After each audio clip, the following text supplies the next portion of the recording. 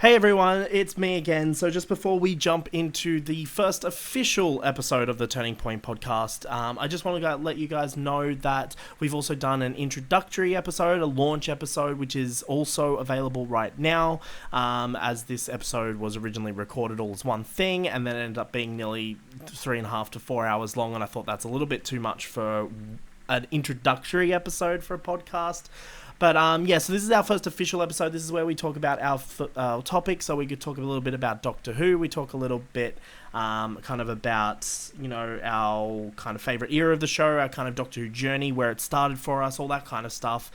We talk a little bit about Big Finish. We talk about Series 11, and we also talk about Series 12. I do want to emphasise something really quickly here at the start, is that this was recorded a week ago. So at the point in time we recorded this, only 4 episodes of Series 12 were available. So we will not be discussing episode 5 in any capacity. Obviously, some big stuff do go down in episode 5. I actually joked and said to Lewin that maybe we should have recorded the podcast this week instead of last week, but it is what it is now. But don't worry, we will be returning to Doctor Who Series 12 in a future episode of the podcast. Once the entire series is out, we'll do a big wrap-up video, or wrap-up episode talking about Doctor Who Series 12.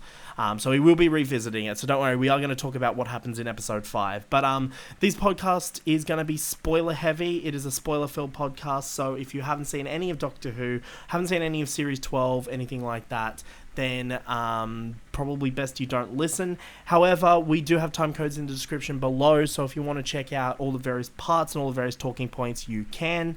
And as always, you can listen to this on not just on YouTube. So if you're watching this on YouTube, you can also listen to it on Spotify. You can listen to it on iTunes if you want to be a bit more, I guess, if you're out and about and you can't watch a YouTube version, that's fine. But I will be uploading all these podcasts directly to my YouTube channel as well. So I thought that might be a good idea since this is a brand new thing and a brand new podcast. I've already got a bit of an audience on YouTube, so I thought we'd just do it directly there as well. But there are other ways you can listen to it. But yeah, I hope you guys do enjoy this first episode. Our next episode is going to be on the Birds of Prey film, which will be coming out early February. So that will be our next episode of the podcast. And yeah, if you're listening to this and you want to check out our introductory episode, our launch episode, you can also as well. So thank you guys, and I hope you guys do enjoy. Hello everyone, and welcome to the first episode of the Turning Point podcast. I'm your host Ben, and I'm joined here for the first time by a good friend of mine, Lewin. How you doing, buddy? I'm going good. Good. That's good. I'm never saying buddy again. That just sounds really weird. It does. Don't do Yeah. that. Okay, so I think that's enough rambling about fucking Crisis on Infinite Earths and some French shows. So let's talk some Doctor Who. Hell yeah, let's do it. Yeah, what did you say before? This is your area of expertise. I'm in my home territory. I know what I'm on about now. Okay, great, cool. So I thought we'd just talk a little bit about Doctor Who, because Series 12 is currently airing. We're 4 episodes in at the time of recording this. I'm assuming by the time I release this, it'll probably be 5. We got the Jadoon episode coming up, so that's kind of cool. And I do want to do a follow-up episode later on down the line where we talk about Series 12 as a whole. But for now, I thought we'd talk briefly about it. But I also wanted to talk about, I guess, Doctor Who in general, and kind of our thoughts on Series 11. Because like I said in the intro, we haven't really talked about that particular topic too much. So I thought it started, just kind of a quick question for you, like, when did your, I guess, kind of Doctor Who journey begin, I guess? Alright, Doctor Who for me, started with the reboot. I had a tiny bit of Doctor Who knowledge before that. Mum grew up with Tom Baker and all that. Classic. Yeah, I noticed your the avatar you have on Discord is the same on PSN, and it's Tom Baker. Yes. I have the weirdest memory of Doctor Who before the reboot. I keep saying reboot, the revival series. Wallace and Gromit, right? Bit of a weird tangent here. Okay. I used to have BBC ads beforehand. Yeah. And I'd have the VHS, and it'd be just a small clip of Peter Davidson, the Fifth Doctor, talking to some Daleks. Nice. Classic. So I've always had that small little bit of Doctor Who in my head. Still no clue what episode it's from. I've got Peter Davidson's entire first series, but I have no clue Yeah, what I've got that. that on Blu-ray as well. Yeah, I've actually like because I've already seen it all before, but I was like rewatching through some of those stories, and I'm Mm. so glad they're releasing the classics on Blu-ray. There's still a few seasons I want to get. I've only currently got the first Tom Baker season, the last Tom Baker season, and first Peter Davison, but I do want to get the Colin Baker one and the upcoming Sylvester I'm McCoy one as well. I'm up to date on my collection Blu-rays. Well, I've had no money, so I haven't been able to buy Don't anything. want to admit how much I spent on the first Tom Baker season, because Fucking love that. it was out of production by the time I Yeah, found out about it. And it's funny. Little side note: when I bought the 50th anniversary collector's box set, yeah, at the time it was a limited edition box set, and that's why I was like, "Fuck, I need to buy this because it's limited edition." And like my box set actually has like a number, like a limited edition number, but it's just a fucking general set now that you can just buy. So I was like freaking out at the time. I'm like, I have to have this, and it just turns out I didn't need to buy it so quickly. 2 weeks after I bought season 12 for money that I will not disclose, it was a lot. Well, that's They were. okay. We get it. You're a fucking rich kid. It's fine. I wish I was rich. I wish they just put me into the fucking poorhouse. There were like rumors going around of season 12 getting re-releases in because the collection started picking up steam, and I'm like, you bitches, you did this to me. Yeah, There's one season I want them to re-release is and I hope they do it is because I assume they're gonna work their way through all of them from like because there's also the John Pertwee one as well. I'm assuming they're gonna release all that they have yeah. eventually, but I really want them to release the Key to Time season. They're doing season 14 next. I think they're spreading out Tom Baker's seasons to be like Yeah, because Baker is considered the golden age of classic era. Um, you yeah, know, they're just kind of trying to level it out so you get those iffy seasons, but hey, you know what? You get that, but we've also got another Tom Baker set coming for you. yeah. I know. I'm pretty excited Oh about that. god, The only reason I want to like because I've never actually seen the Key of Time storyline. bye. Uh, Because like I really wanted to watch it, but I started watching Doctor Who back when they were doing repeats of the classics on ABC, which was nice. around the same point of time that the new series was airing, but I wasn't aware there was a new series. So I was watching like a few of the classics, and at the time I was watching it, it was Peter Davison's run. But at the time, like I really wanted. I started collecting the DVDs and stuff, and one of the box sets I really wanted was the Key to Time box set, and I could just never afford it because it was so ridiculously expensive.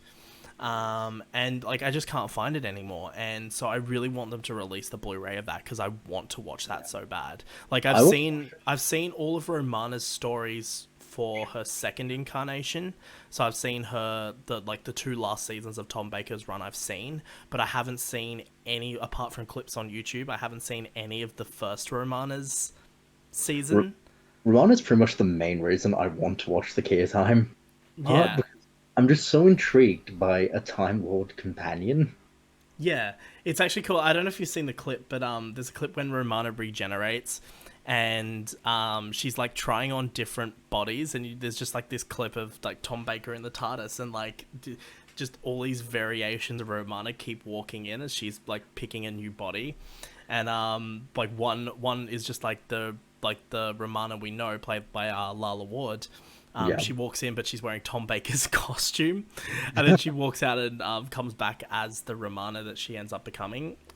So that's a little interesting. I don't know how that works in the sense of regeneration. Like, I don't know if she actually regenerated or not. But you know, Going back into the cupboard and just sending a quick message to the Time Lords like, hey, you need another regen cycle, try on bodies right now. yeah. But yeah, that's kind of where I started with Doctor Who was the reruns, and then I watched the reboot, or the renewal, of course, with Christopher Eccleston. Just been kind of watching ever since, and over the years have grown my collection of classic Doctor Who. Like literally sitting behind me right now in a drawer is just 2 drawers full of classic Doctor Who DVDs. Half of them I haven't seen. I'm not gonna lie. There's just so many of them. But the goal is to eventually watch all of classic Doctor Who, I think. Agreed.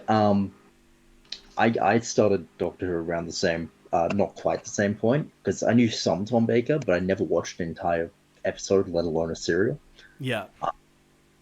So my family around late 2004, early 2005, I am 6 to 7. Oof. Very young. And you know how I'm fairly sure, I look back at it now, and I'm fairly sure that my 7-year-old mind just blew this up in his head to make it way bigger than it was.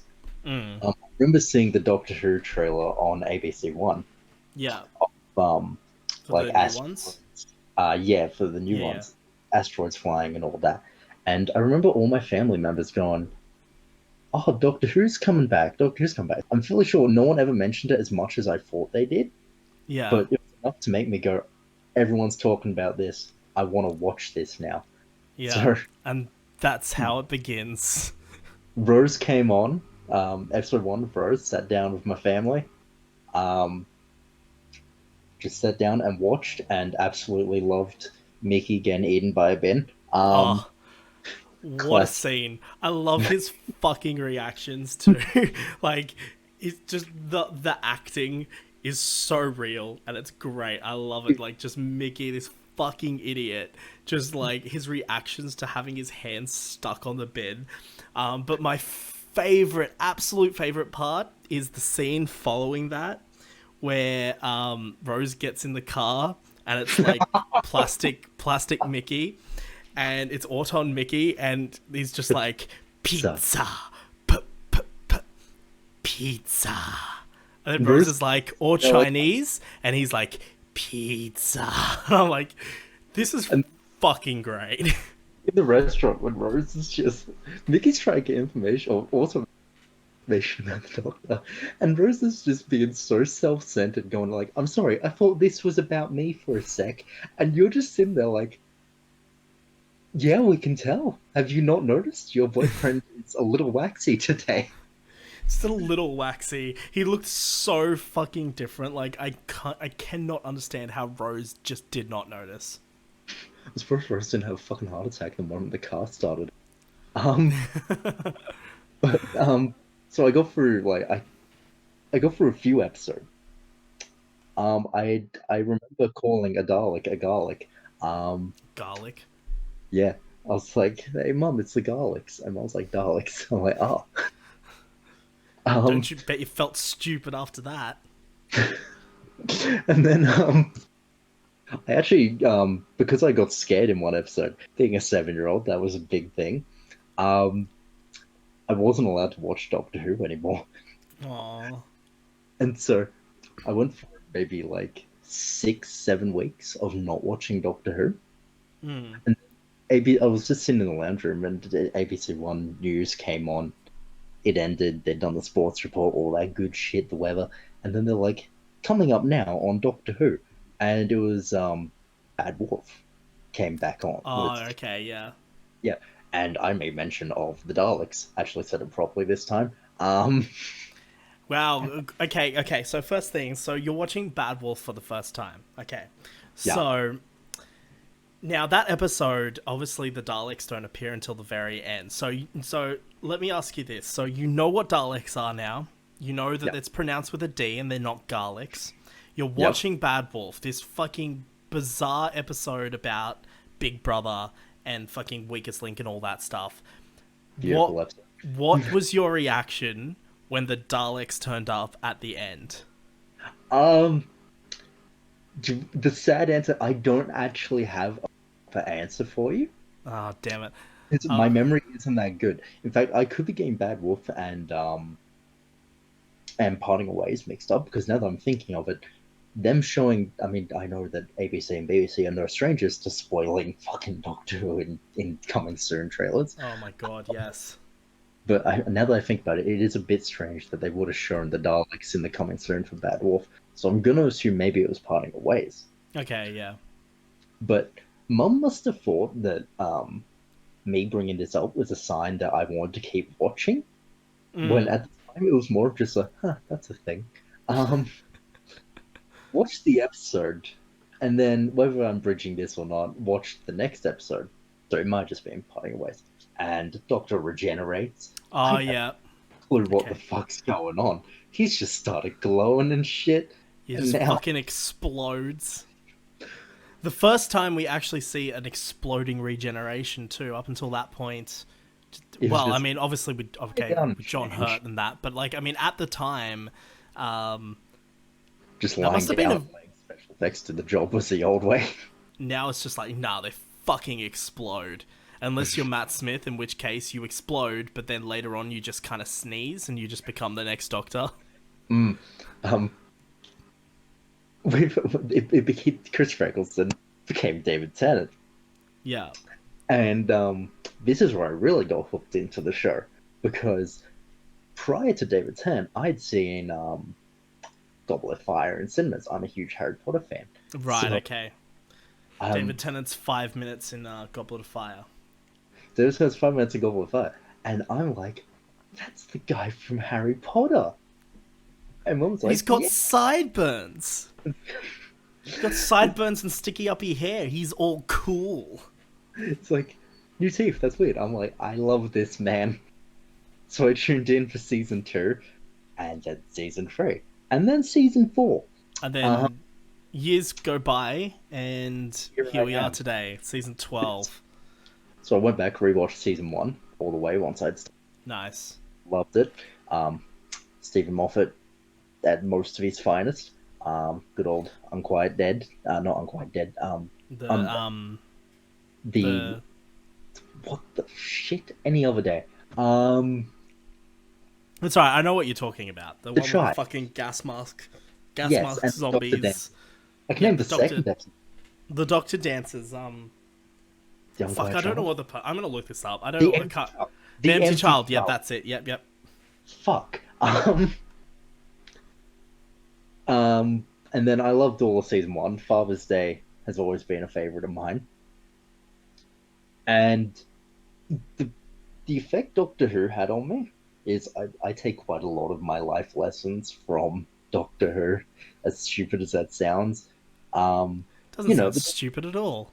just Matt Smith and that, like Matt Smith's tangents on good things and bad things, and just its life lessons of sad things don't always have to be sad, or um, what's the point of being grown up if you can't be childish sometimes? Those quotes hit me hard, Yeah. where I'm just like, I want to live to the Doctor's best example. The Doctor's best quote is, and his best life lesson is, "Don't be lasagna." Like, it um, doesn't get any better than that. you may remember before the podcast, I told you I was showing a friend Doctor Who first Yeah. time. Yeah. They saw the GIF on WhatsApp for Yeah. Don't Be Lasagna midway through Matt Smith's run, and they Right. were like, Okay.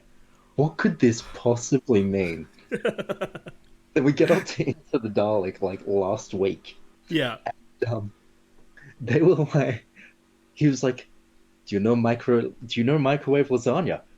And my friend's like, the lasagna quote." Oh, amazing. I love that. But yeah, so, like, I mean, like, for me, the first episode I actually saw of New Who was Boomtown. And I didn't actually watch the episode, I just saw the end of it, because I was watching some fucking DVDs at the time, and, I took the disc out, and so I think I was turning it off or doing something, and the TV reverted back to free-to-air TV, and it was literally the end portion of that episode where they're in the TARDIS and, like, she's staring into the TARDIS and then turns into an egg. And I was fucking watching this, just fixated. I was like, what is this? Because I didn't know that was Doctor Who. Like, up until that point, the only thing I knew about Doctor Who was the classics. I knew about Tom Baker. I'd never watched any of his episodes, but I knew about that. And I was watching Peter Davison at the time, and I was watching this like, what the fuck is this? I just didn't know. And the following week, I saw a little bit of the Bad Wolf. Saw a little bit of it. And I was like, what is this show? And I went and looked at the television guide. Back in the day when, I mean, we still have them, but like the television guides, and it just has whenever and everything's on.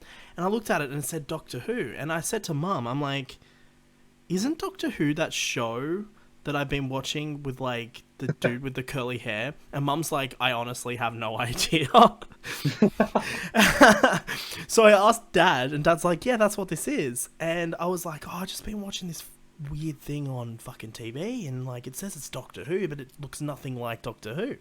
And I was like, what the fuck? And so I just didn't think about it again for a while. And then I was talking to one of my dad's friends at his model railway club, and he overheard me talking about Doctor Who, and he came up and started talking to me about it, and that's how I learnt that the show had come back. That's how I learnt that the show was cancelled back years ago, and that it wasn't on for a very long time, and then now it's back. And I was like, oh, so what I've been watching is that? And he's like, yeah. And he's like, I'll hook you up. I mean, he didn't say that, but like, you know, he was like, I'll hook you up. So he ended up, basically, because he recorded all of those episodes on like a DVR, so he burnt all of those episodes onto discs for me for season 1 and gave me the discs. And yeah, I just watched season 1 and then just been hooked ever since. But that's my Doctor Who origin story. Nice. The funny thing about my origin story with Doctor Who is I was watching the classics beforehand. And the reason why I was watching Doctor Who classics is because they were on the same time as The Simpsons.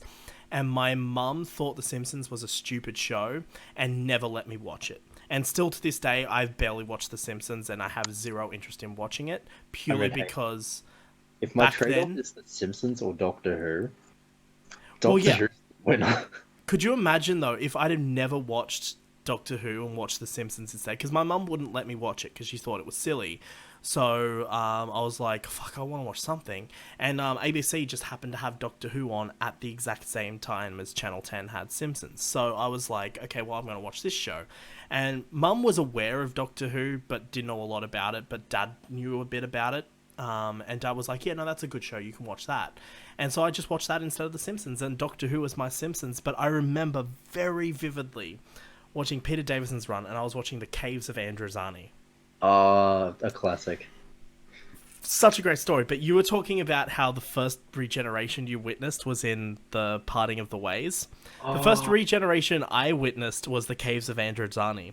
I had no idea what the fuck was going on. Like, I just thought, like, I didn't realize at the time that Peter Davison was the same character as Tom Baker. Like, I just thought maybe it was just a different character that wasn't in the show anymore. So, for me at the time, Doctor Who was Peter Davison. And so I was watching it, and this was before I watched the episodes with the new series, by the way, those little snippets. This was before that, because they were airing them at the same time that the new series was airing. Although here in Australia, they aired the new series like 6 to 12 months after the series finished in the UK at the time. Did they actually? Yeah, they did. I remember, I think it was about 6 months, because I remember when I started watching Doctor Who properly, it was series 2. And they were airing series 2 in July.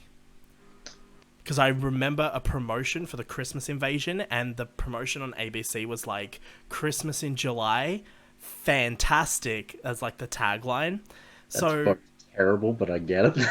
But that's true. For the first few years, they played Doctor Who later on in the year compared to earlier on. So the weird thing was, as I think they may have changed it for Series 4, maybe, or maybe Series 5. I'm not too sure. But but I do remember, I think Series 5 aired around the same time. I think there was a few day delay.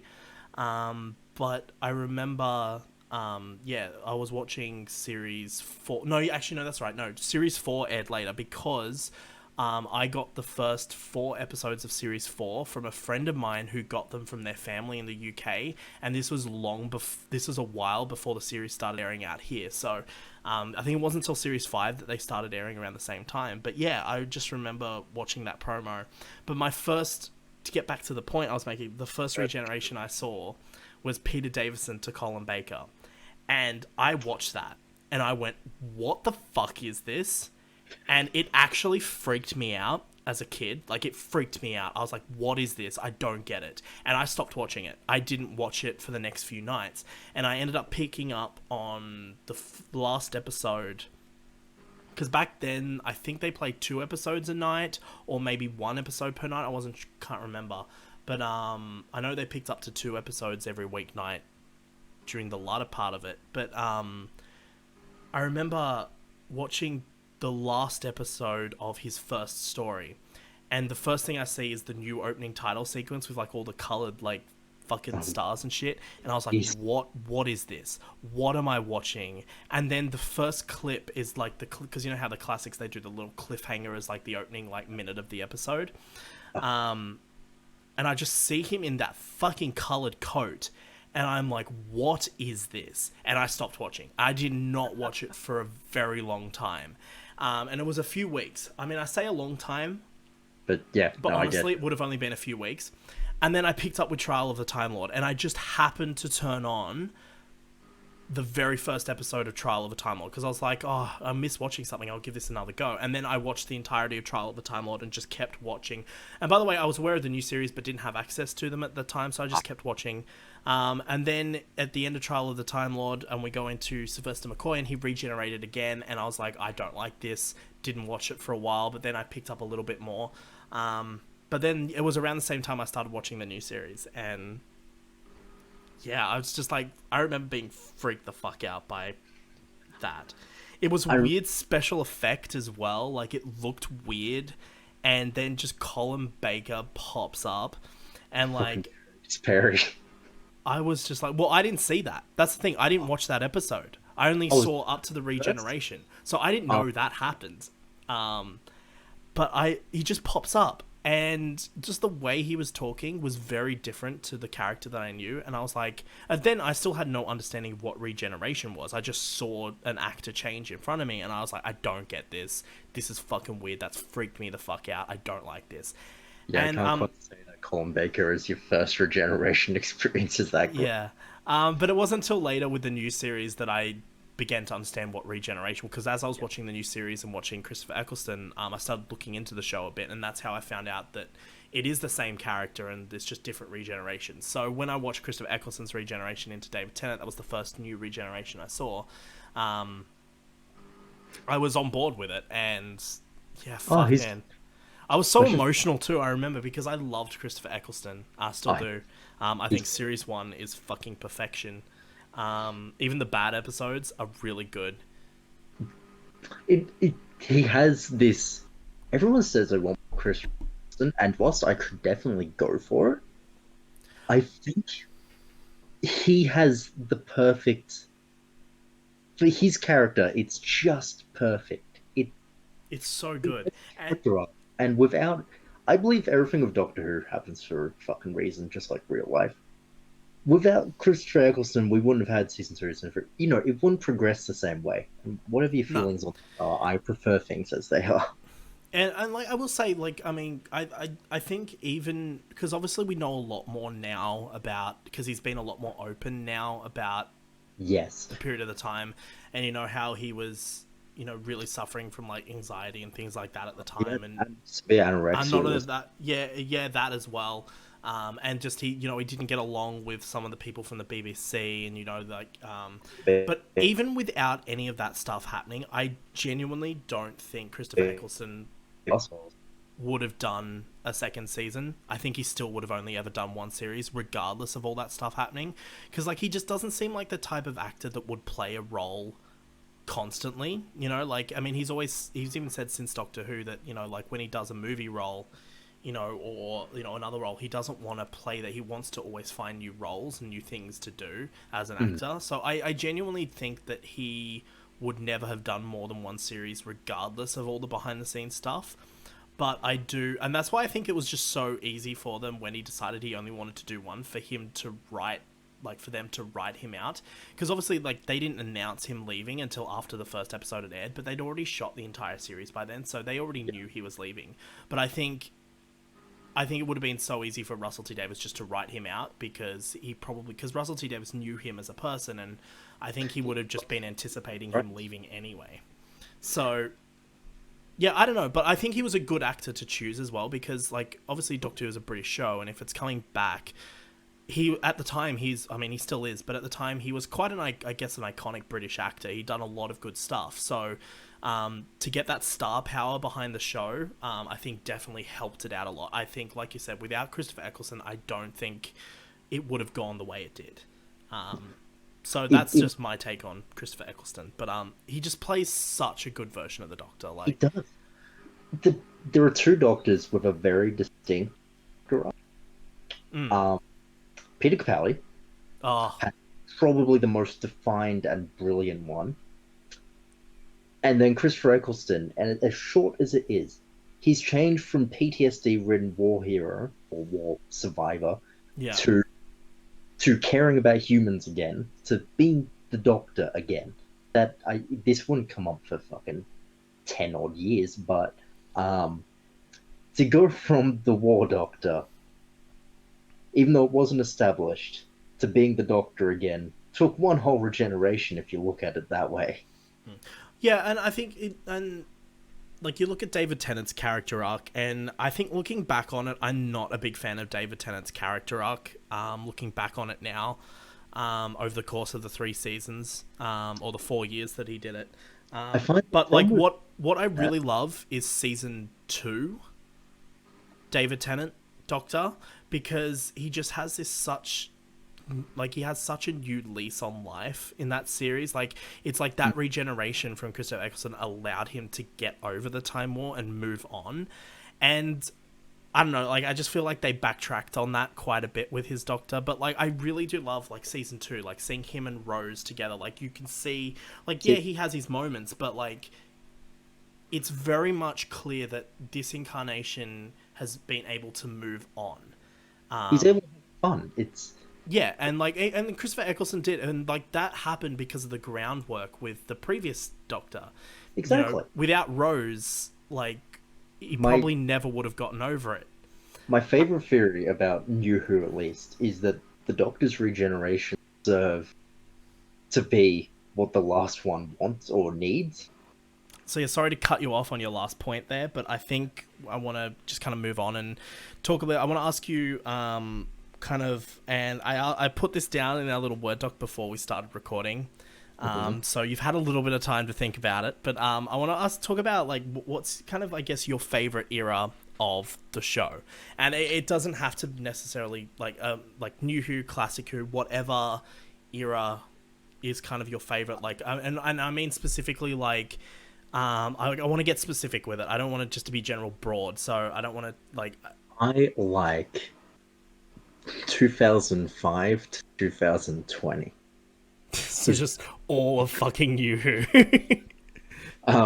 No, I get you. All right. Nah, so, like, I want to break it down based on, like, I guess, like, what's your, you know, and it could be, like, favorite Doctor, or it could be, like, I guess, favorite season, or maybe there was, like, a few seasons in a row that you really liked, or it could be a favorite Doctor companion thing. I'll actually go first, actually, because you went first before, I guess.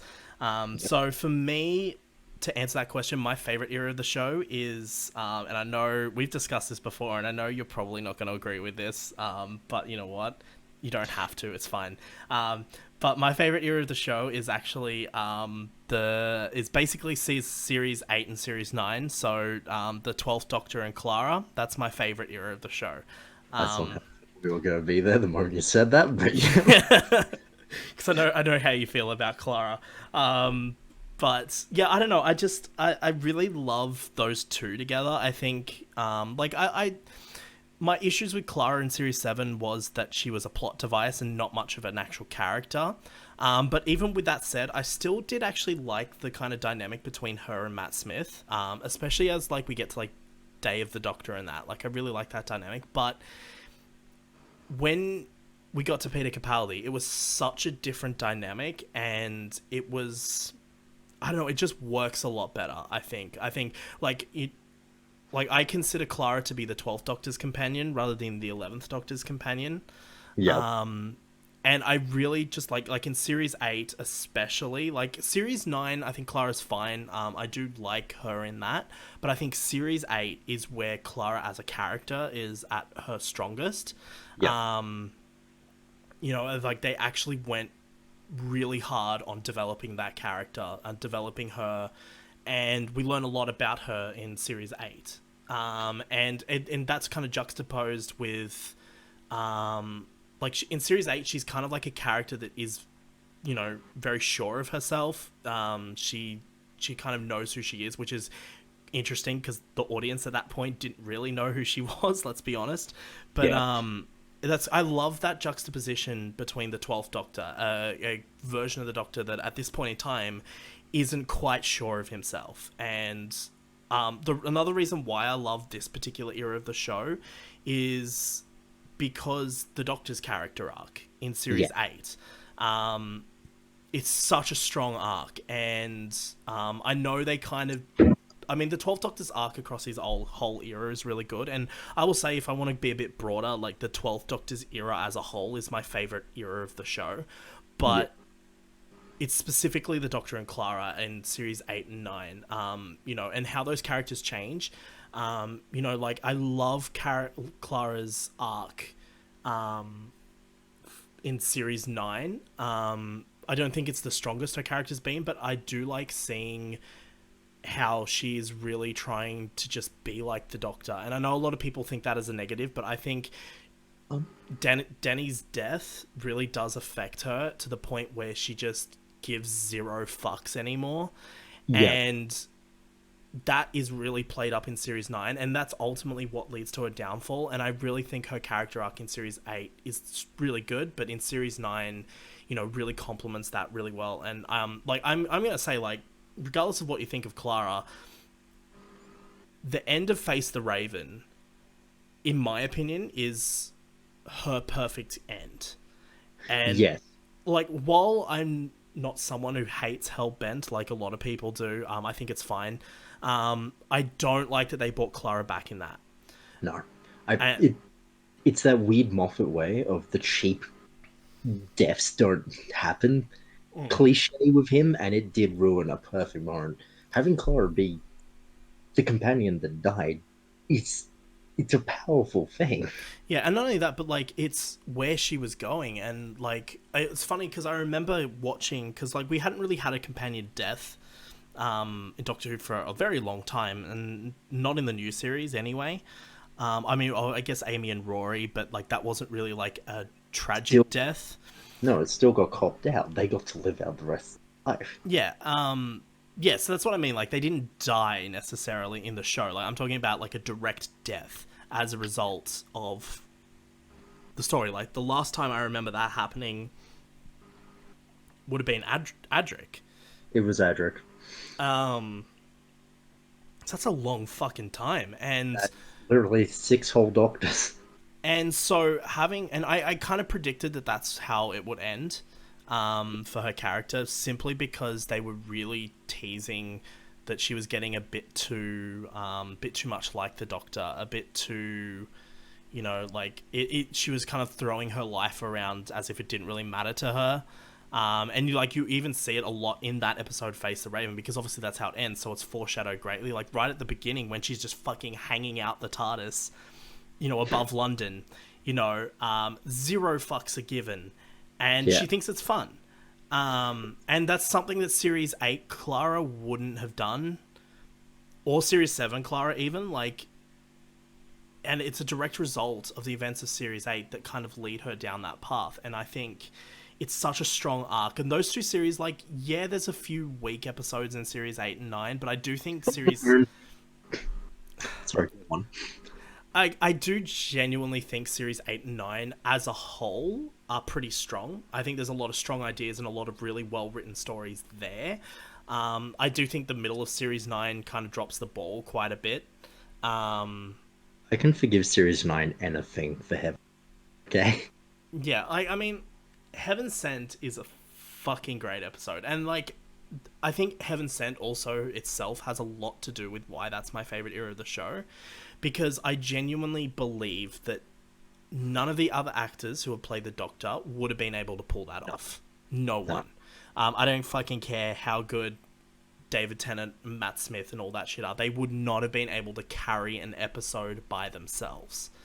You'd have to really push into classic Who Doctors to get as close to the gravitas Yeah. Peter Capaldi brought to that episode. And I think, yeah, Peter Capaldi just is amazing in that episode. And while Heaven's Hellbent wasn't the follow-up that a lot of people were expecting, and I know a lot of people don't like that, and like I said, it's fine. I think the strongest part of that story is the first half. I think it starts off really good, and then kind of goes off the rails a little bit. But one thing I do dislike about Hellbent, and I actually don't mind the story, I like the fact that Clara was brought back, but I would have preferred that story to end with her actually, like, the Doctor being forced to send her back. And then actually having a proper Doctor... Because, like, in Face the Raven, like, yeah, we have a whole episode of the Doctor mourning. But when Clara dies in Face the Raven, he just kind of leaves her there and walks back inside and just threatens fucking Arya Stark. And then he gets teleported away, and he just kind of leaves her there. And I was like, fuck, that's not really much of a friend thing to do. So I would have really liked... And, like, obviously you get your whole episode of grieving, and then, like, one thing that really works in Hellbent, and it goes against the Doctor's character, but it, you know, sometimes in fiction, you've got to go against what a character would normally do to help them develop and change. And, like, I like that it's so out of character for the Doctor to go back in time and take her out. And the fact that he shoots the general. Yes. And, like, he's effectively, like, yes, of course, the general's a Time Lord, and he'll just regenerate, but he's effectively ending a life. And he does it for Clara, and, like, it just shows how... And I know a lot of people were disappointed with the hybrid arc, and so was I. But I think looking back on it, I think the hybrid, even though it wasn't properly answered, I think the best hybrid answer that we got in that episode of it being the Doctor and Clara, I think is the one that makes the most sense. Because they work so well together, but at the same time, they're too dangerous for each other.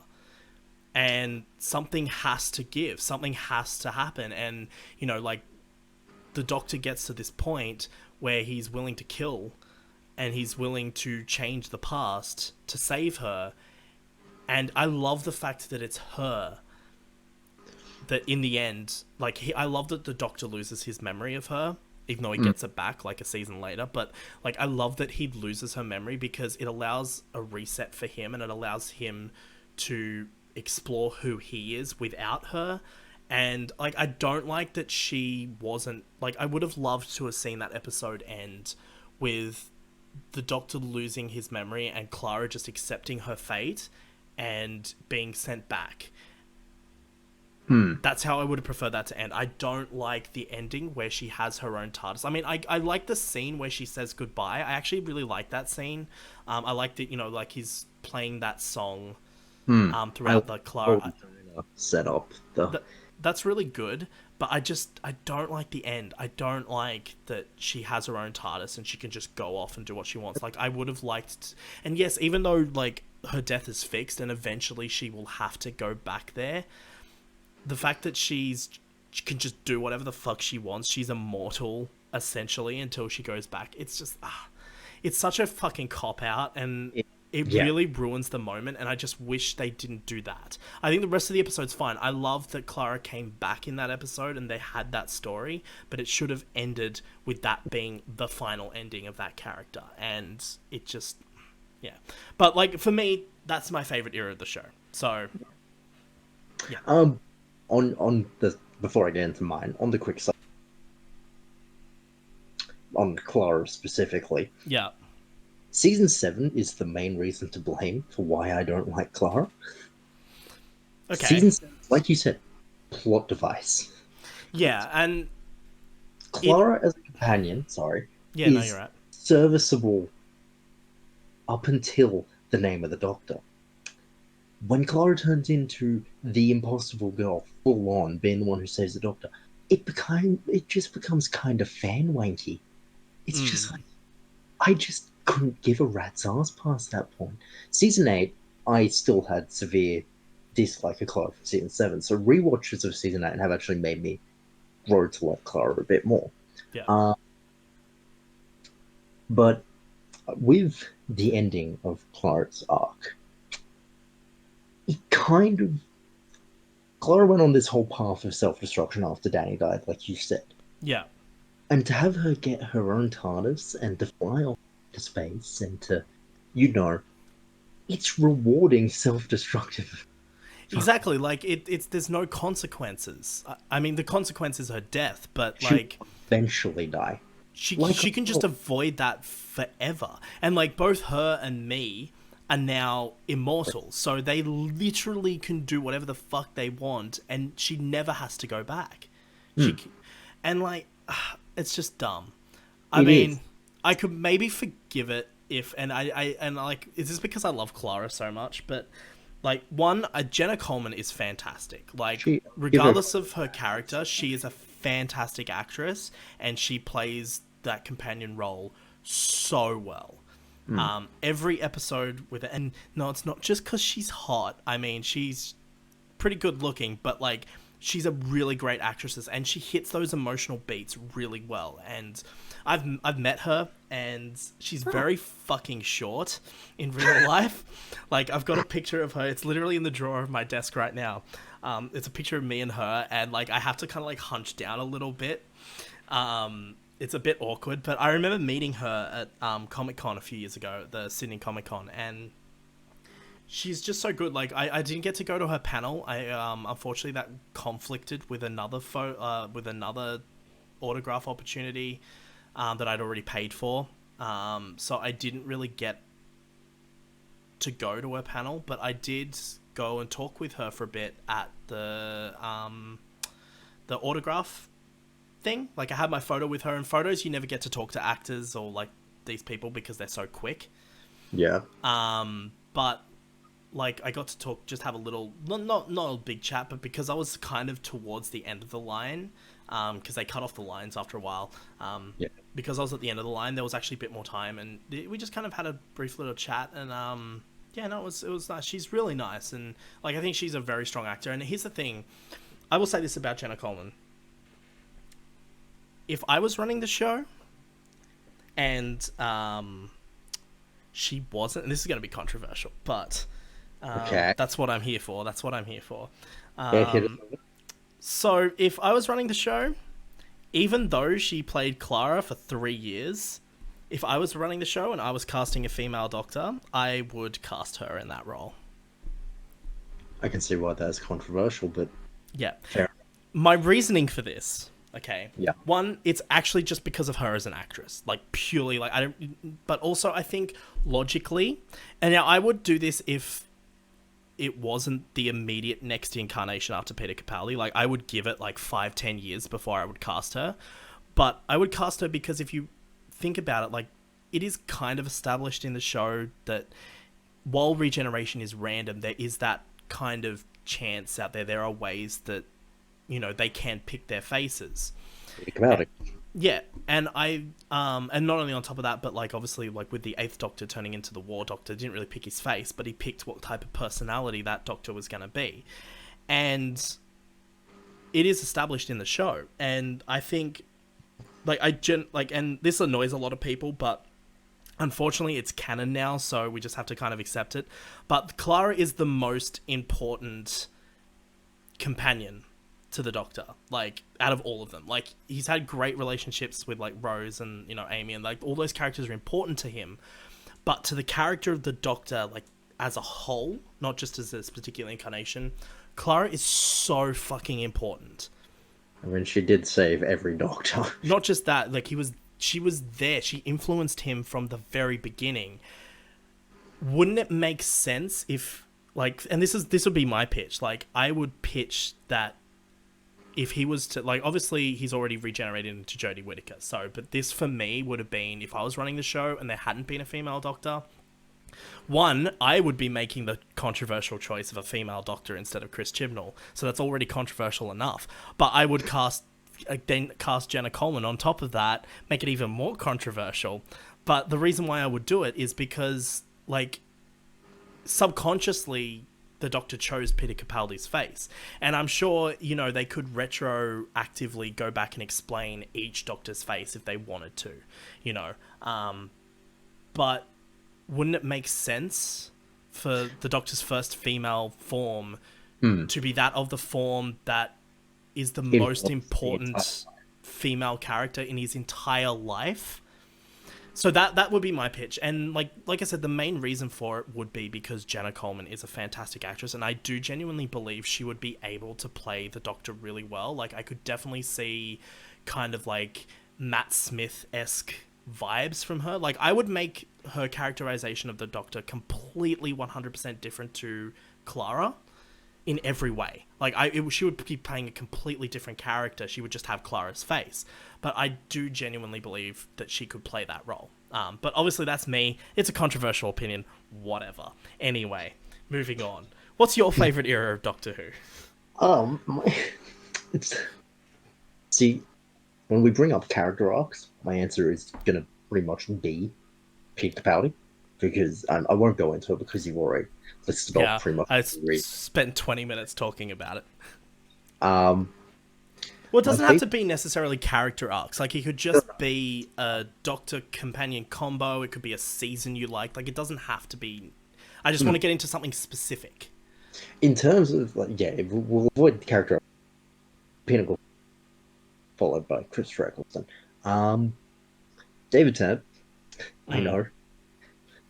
Who doesn't say it out nowadays, but still. Well, I mean, actually, no, nowadays it's kind of either Matt Smith or it's David Tennant nowadays, I think.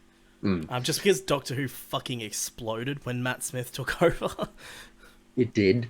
The David Tennant era, my favourite era. Mainly because it's the first Doctor that, as I said in the earlier bit about how we got into it, he's the first Doctor that regenerated on screen, and I actually knew the actor, or didn't, I knew something else. I'm like, oh, cool. So I immediately became attached to his Doctor, followed it all the way through. No TV thing has ever given me, back then, no TV moment had ever given me the straight emotion that David Tennant regenerating gave me. Exploding the TARDIS. Matt Smith nowadays gives me the same reaction, but still. Yeah. It's actually interesting with his regeneration, because one of the big complaints with his regeneration is just how ridiculous it is, in terms of like how explosive it is and how, it just destroys the TARDIS and all that kind of shit. It is clever. The outside it's clarified the whole inner regeneration status, sorry. But he held that shit in for every companion. It's been explained outside of the end of time. He didn't just do Rose, Mickey, his companions. He did everyone. Yeah, well, I mean, and here's the thing, and this is actually interesting, because obviously since then it's been retroactively explained that Matt Smith was meant to be the final incarnation of the Doctor, when obviously at the time he wasn't. That was something that came in later. But when you look at the regenerations, even in the classic era, they don't get more explosive, but they do get more special effects heavy as time goes on. And I like the theory, like I like the idea that because this was his final regeneration leading into his last incarnation, that would be the one, like that to me explains that how explosive it was. Not just the fact that he was holding it in, but this was it. Like, he can't regenerate anymore after this, and so it was like, just this last big, like, I like the, because like, I mean, that can also explain the upgraded, like the fact that the Doctor starts exploding and all that, because I do like the Eighth Doctor's regeneration, because he lights up and everything, but he doesn't explode, and then it's kind of from there that starts happening. But I like that idea that just the actual regeneration energy, he just, it's just more each time as he gets closer to the last one. And that's why, Matt Smith's regeneration was it was like dropping a fucking nuclear bomb, because it wasn't it's not meant to happen. So I don't know that. Anyway, that's like a criticism that I personally, that's my personal theory on that. But yeah, Yeah, I never. I was fucking 12 at the time David Tennant regenerated. yeah, Criticism on it, and I still don't because he's my favorite Doctor. yeah. Don't make me do that. And also, like, since then, you've had Peter Capaldi's 5 minute long speech before his regeneration, Oh yeah. where he's talking to no one. So, you know, it's fine. It's on the quick, very quick, so we can get on track. Subject of the regeneration. Just like look at it. It's when the War Doctor regenerated into the Ninth Doctor, he does the light show Yeah, yeah, yeah. further extent to than eight to him. And then nine absorbs the time vortex, and it's even bigger. It actually does get weirdly bigger, and I think they retroactively made it smaller for the War Doctor. Yeah. Well, they would have retroactively made it both. I think, like, he just... I think, you know, and maybe, like, because Christopher Eccleston kind of exploded, but not to the point like David Tennant's. And even David Tennant's first regeneration was the same. But, like, yeah, I think it's an interesting theory, and that's personally what I like to think. I think it's just a matter of, you know, it was so explosive because that was it. You know, like, that was all of his regeneration energy. And that was, Yeah. it's all gone. I don't know. Whatever. Um, Anyway, David Tennant, favorite era. Favorite era was David Tennant. Season 2 was, whilst I don't have the greatest memory of Season 2's episodes, because they're kind of low key on the scale of Doctor Who. They kind Season 2 is like the slice of life, small episodes, except an entire season Up until the finale. till finale. Season 3 Oh, and actually, season I 4, do quite. Well, yeah. There's also the black hole as well. That's pretty good. oh yes, Satan Pit Yeah, and Baseball, the Impossible Plan. Brilliant episode. Great music. that actually scared me as a kid. That Oh, those episodes. um, Season 3 and Season 4 have this larger than life aspect that starts to build up. But no, there's just something that's homely feeling about David Tennant's era. Mm. There's, people explain him as the human Doctor, and I can buy into that because he is the most human of the Doctors when you look at him. Unless you count the hopeless romantic that is Paul McGann. I think you'll find he was the only Doctor to ever have that, and thank God no one ever brought that back up. Well, no, I wasn't even talking about the fact that he was half human. I think, like, at the time, he was probably the most human Doctor at the time. Yeah, Yeah. rewatched the movie recently. He definitely was. What a watch. What a fucking gem. I can't even It's call it. it's It's not it's genuine to an extent. like I think it's no good, but it's no good in a way that is just enjoyable to watch. Yeah, it's you look at Now, some of the shit movies nowadays, and I can look at Doctor Who and go, you know what? You were actually competently made somehow. what's your thoughts? Okay, so, like, I mean, in terms of David Tennant's era, my favorite season is season 4. Season 4 is my favorite era. I love Rose, but I think that's more of a catalyst to David Tennant's actual character. Yeah, He's one point thing of I do dislike. Sorry to cut you off there again, but one thing I do dislike about David Tennant's era is season 3 is fine for the most part. I think it's the weakest season out of his 3 seasons, but agreed. one thing I just don't like about that, and I get that he loved Rose and that he's, you know, mourning for her and that, but, like, I just feel so sorry for Martha having to See, put up with his shit.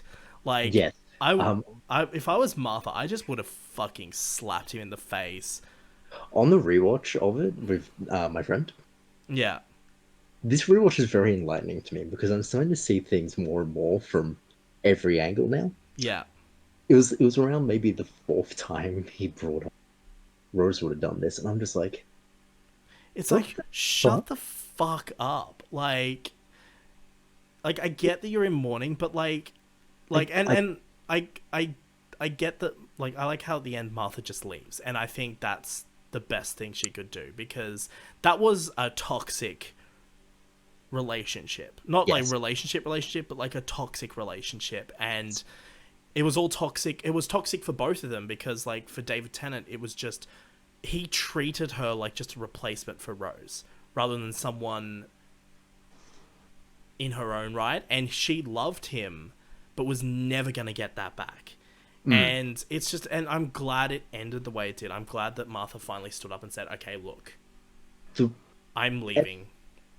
season 3 has some brilliant episodes. In the second half of the series.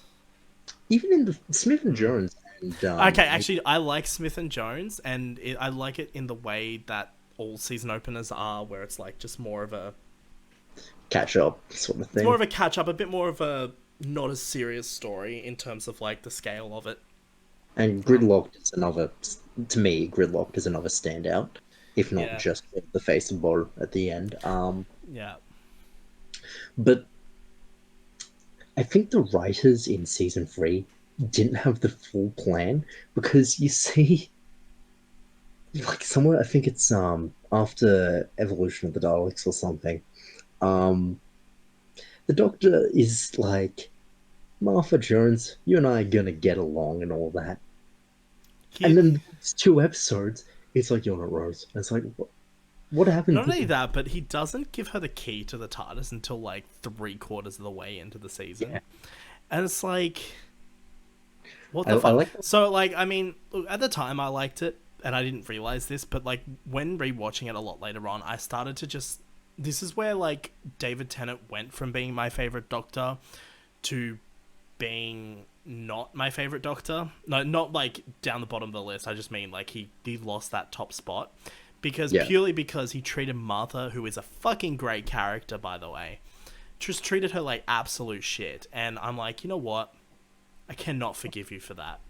But season 4 for me is pinnacle, David. Season 4 is pinnacle, David Tennant. Like season 4 redeemed that character, and a lot of that has to do with Donna. I think him and Donna's relationship is fucking perfection. They're just best mates. It is the perfect. It's why I like Bill and the Doctor. Yeah. It's kind of that friendliness that's Yeah, there. it kind of just goes back to that, like, just best mates. You know, like Donna was like best mates to the 10th Doctor, and Bill is like just good mates with the 12th Doctor. Yeah. So yeah. Plus, also because Bill's gay, there's just none of that fucking love story bullshit. Yeah. Could you imagine? Oh my god. I know we're not talking about Series 11 there, but could you fucking imagine if one of the companions was in love with Jodie Whittaker? Please be careful. There are fan fiction writers who will not with you. No, I'm not against the idea, but at all. Like, I'm not against it, but like, could you just imagine if that's what they fucking did? There's 3 companions. Already 3 of them don't have enough screen time or development as it is. And then for them to throw in a love story between one of them and the Doctor, that would just be... What the fuck?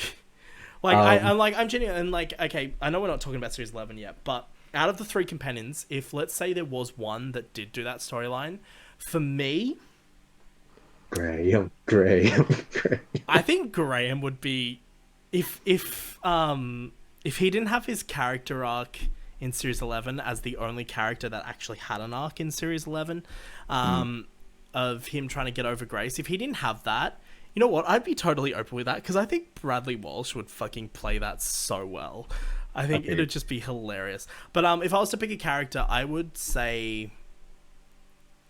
Probably, and I'm not saying this purely for LGB representation and shit, but I would say probably Yaz, because I think Yaz as stands doesn't have much of a character, and I think, yeah, I know making her a love interest, or making the Doctor a love interest for her doesn't really fix that, but it would give her something. She's a police officer, you know. We'll get more into that in just... She carries a gun. But yeah, I think let's just wrap up the whole David Tennant era conversation, and we'll move on to Series 11. Is my favorite era. It's so good. Just Donna and the Doctor is my favorite companion dynamic, if I'm honest. Honestly, I don't think there's a bad episode in series 11. Series 4. Yeah, no, Series 4 is just a full-on season. It is probably the best of tied best for Russell T Davies because season 1 is brilliantly has bad episodes, but it also serves really well. Fuck, I love that series so much. I've been considering rewatching it, actually. I really want to. And, like, it's funny because we were talking about CW shows earlier, right? And you know, like, how they do their crossover event every year. Series Yeah. 4 is the Doctor Who is the only series to do a crossover. Torchwood and Sarah Jane Adventures. Torchwood Sarah Jane. And I've always been saying, like, this is another thing. Like, not only would I cast Jenna Coleman as the Doctor, but I would do more of that kind of thing, like more of what the CW is doing. Like, let's get a couple of shows running in this universe and cross them over. Like, it doesn't have to be part of the seasons. Like, the way I would do it is I would be kind of like the Kevin Feige of the Doctor Who universe, okay? I wouldn't actually be in charge of any specific show. I would just be in charge of the overall vision. Yeah. And then I would leave. So I would just be like, okay, I'm executive producer of everything and I'm running the thing and I'm the one kind of like calling the shots and making these big creative decisions. But like for me, I would have someone be showrunner of Doctor Who and I would have someone be showrunner of a spin-off. And then Class from happening. God, okay, so you know Say what? it. So Class. Yeah. I actually didn't mind Class. The only thing I didn't like about it was the fucking intro. I hated it. Every episode that intro started playing, I was like, why am I watching Skins? Like every episode. And like I get like the one thing I do like about that is because I do like Skins. I do like that it was trying to be kind of like, well, okay, for the first couple of episodes. After that, I kind of just lost it. But like I love that it was trying to be like, okay, we're a young adult show. We're trying to be a bit mature, but like I did liken it to Skins. I was like, this is Doctor Who's version of Skins.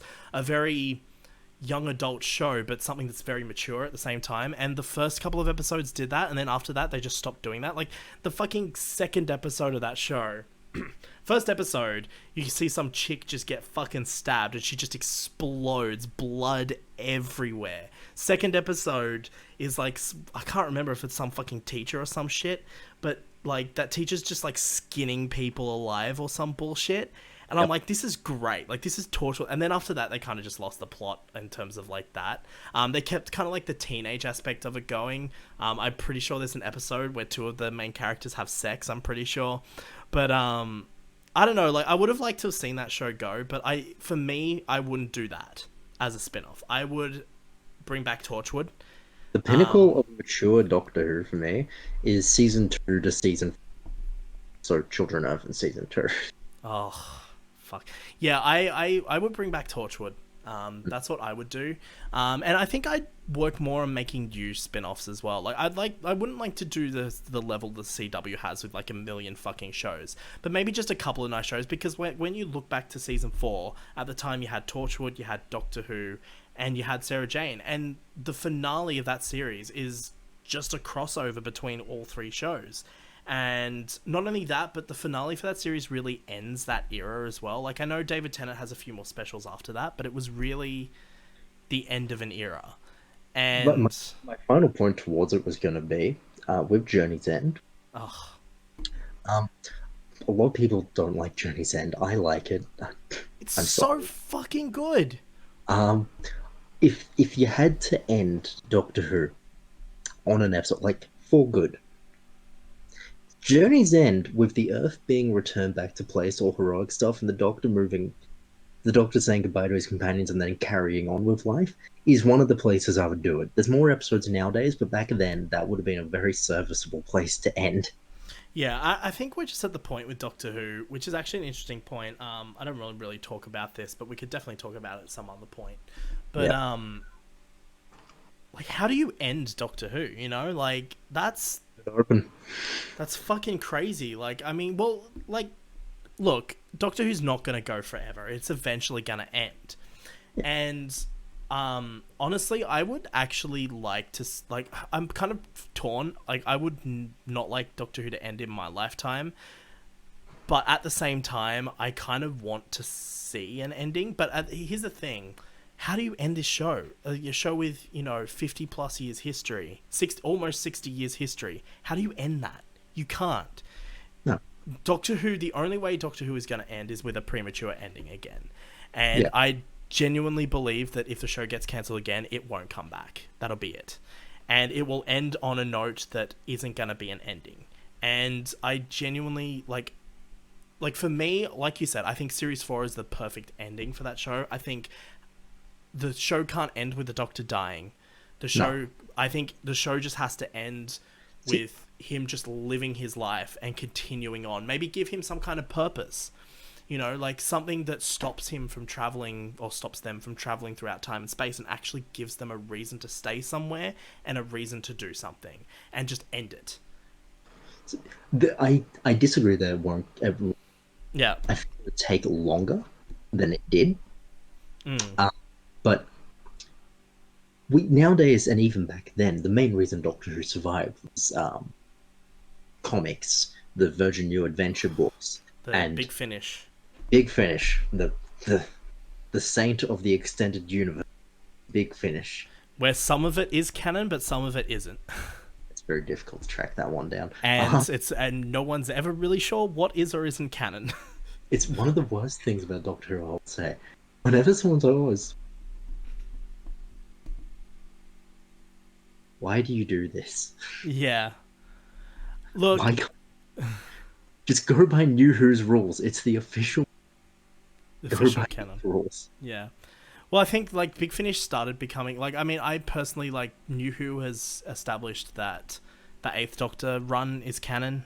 Yeah. But for me, all the spin-offs that Big Finish do, so the River Song spin-offs and all that, I don't consider them canon purely because it. And I know they kind of work around it a bit. I know that much. I've never listened to a lot of Big Finish, I'm not going to lie. But I know they work around a bit how River Song can exist with the other Doctors, even though David Tennant's the first one to meet her. But I just personally go, okay, you know what?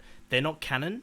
They're just fun little... They're fun little legends, stories, but they're not canon. And the first time the Doctor meets River, or the first time River interacts with the Doctor... Well, not the first time, but Stephen Moffat would like to say no to you there, because it is established...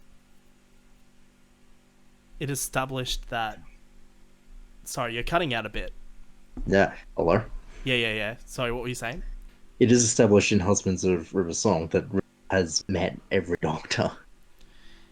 Well, look, I'm fine with her meeting every Doctor, but, the fact that the Doctor doesn't know that,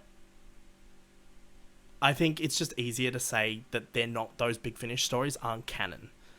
But, I know they did... I don't know if they're just doing it anymore, but I remember the first time I think River Song interacted with, it was in the same story as a classic Doctor Who Doctor in the Big Finish. I don't think they ever met in the actual story.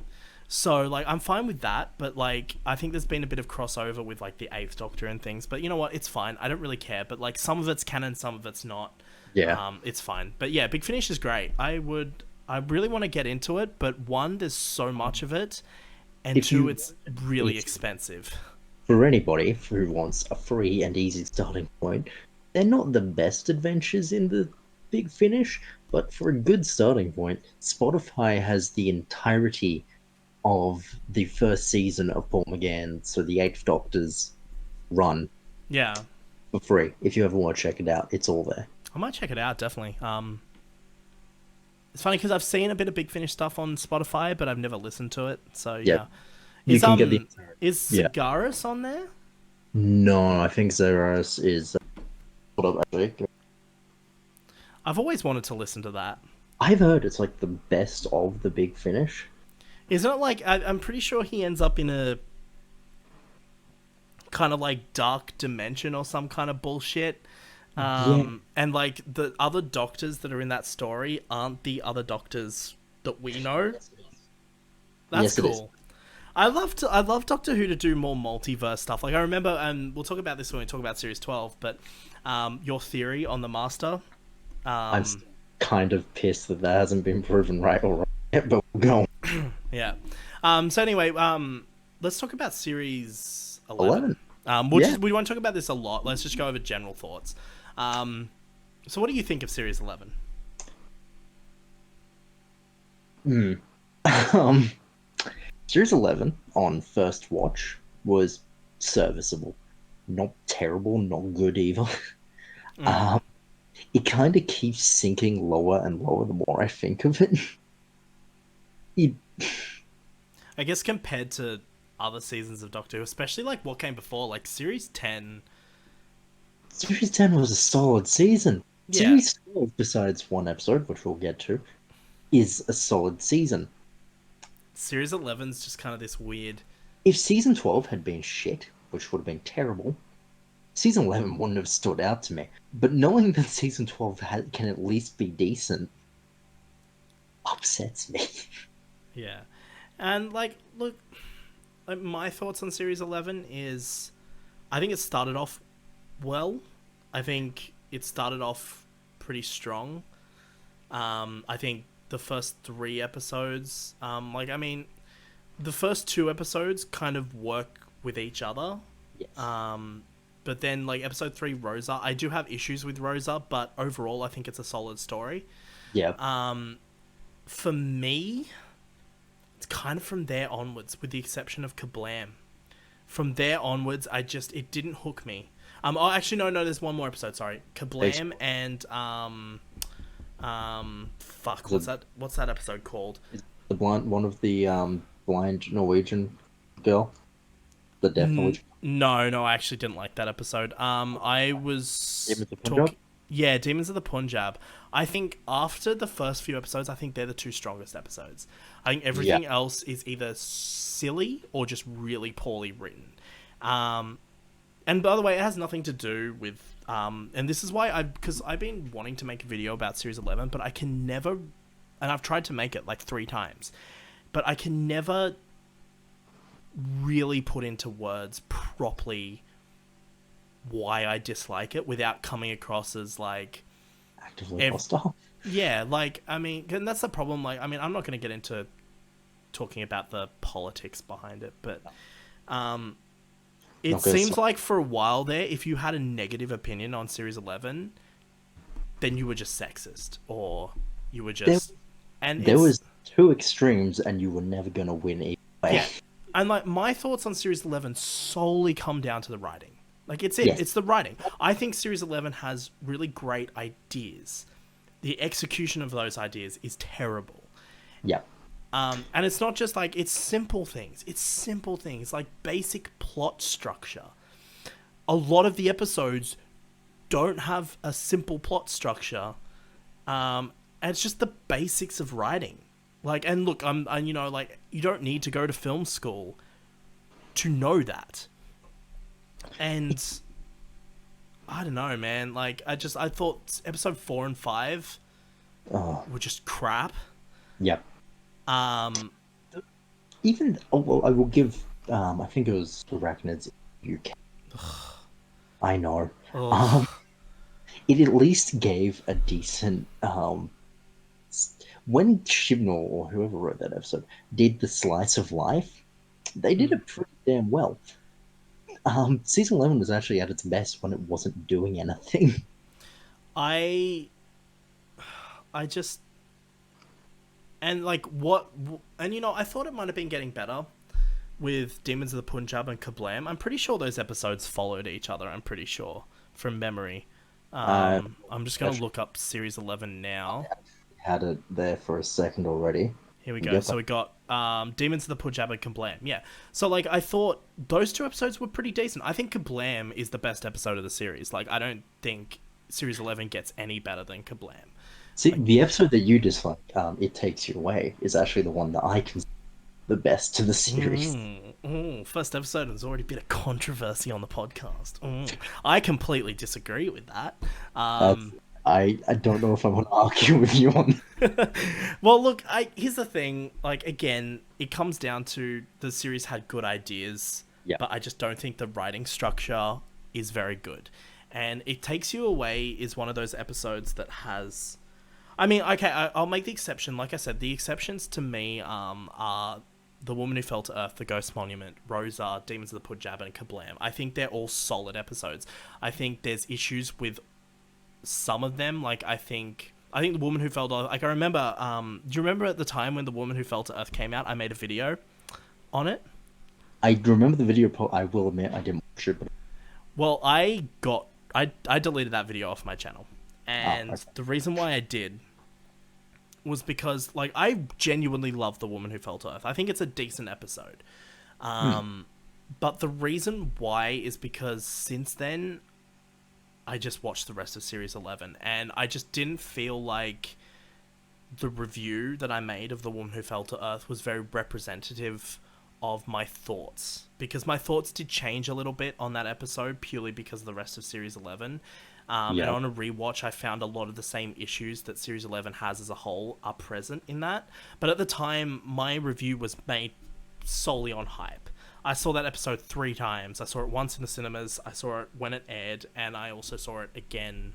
I watched it again to write the video, and it was based solely on hype. And I think the reason why I gave it such a good review, it came down to the fact that while I liked Series 10 and I liked Series 9, the caption that I put for my video was a return to form. And I think because of how inconsistent the Moffat era was, including my favorite era of the show, I know, even Series 10 is a bit inconsistent.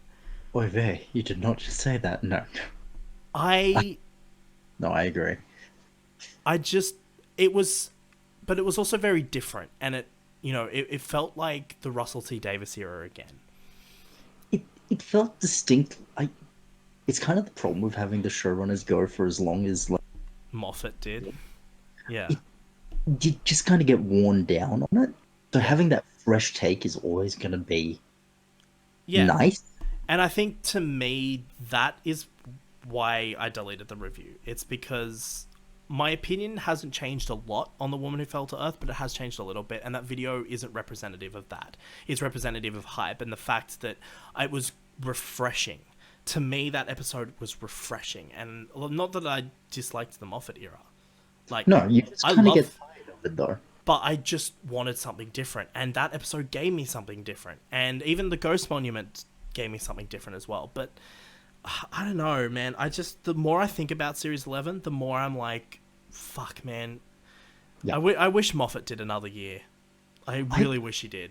And it's purely because I just wish... Because here's the thing, Chibnall worked on Series 11 for a long time, but I just wish he had more time. I wish he had an extra year. Like Moffat did another... Maybe Moffat and Peter Capaldi did another season, and they did their thing while Chibnall really honed in and made Series 11 as strong as it could be. Because my issue with Series 11 and my issue with the writing comes down from the fact that a lot of the stories are rushed, and a lot of the stories, and by rushed I don't just mean the story itself is rushed, I mean the actual script writing is rushed. Like, it feels like a lot of the episodes, the bad ones, especially ones like Arachnids in the UK, are like a first draft. They're not anything more than that. And I just wanted them... This is why I think Series 12 is a lot better too. I think Series 12 had more time, and Series 11 just didn't have enough time. I think Chibnall was so focused on making this show so brand new and fresh and really changing every aspect of the show that... And here's the thing, I think Chibnall's... He didn't spend enough time focusing on the stories and focusing on the scripts. And that's my issues. I think he needs a better script supervisor. No, I think... And his ideas are sound. He has a great idea. Like you've been saying, the executions has been what's been off. The main argument I've seen about all of Jodie Whittaker's era is exposition. There is a lot of exposition. It is horrifying, the amount compared. And by the way, exposition isn't a bad thing necessarily, but it's pointless exposition. It's when you could easily show someone what you mean and just have a little small talk, that's fine. But when half your episode relies on that ending speech explaining how it went down, that's when it gets bad. Yeah. Spyfall Part 1, should I save this for? No, I'll say it now. Spyfall Part 1 or Part 2 has a moment at the end where you don't see how the Doctor did it, but the No, Doctor's like, no. I knew about your counteracting, yeah, and so I did this, and I'm like, why didn't you just show that?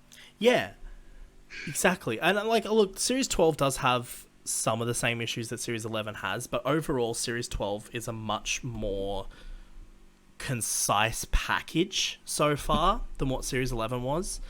And like, another issue I have with Series 11 is the characters. I just don't care. I don't care about any of these characters, and that includes the Doctor. I just don't give a shit about her in Series 11. And yeah, sorry, go Yeah. ahead.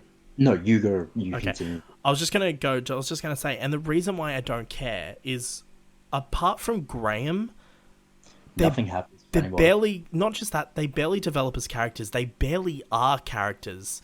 Like, Ryan is fine, but his character development doesn't really happen until the last episode, because they have this kind of thing going throughout that whole series of he doesn't like Graham, and but they just ignore it. They I will. ignore it the entire series. It still did kind of warm my heart to having.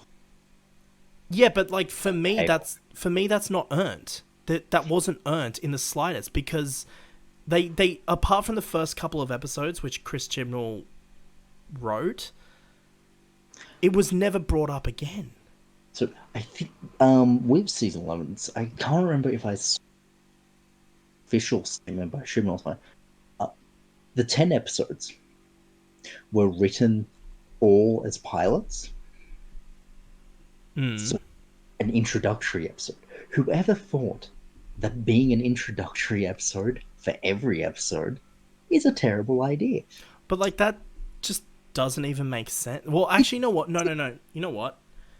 That works, because Jodie Whittaker's characterization of the Doctor, and I'm not talking about her performance, I'm talking about how the Doctor is written, is completely different in every episode. Yeah, see, this is what I mean, is it kind of stops like a thing.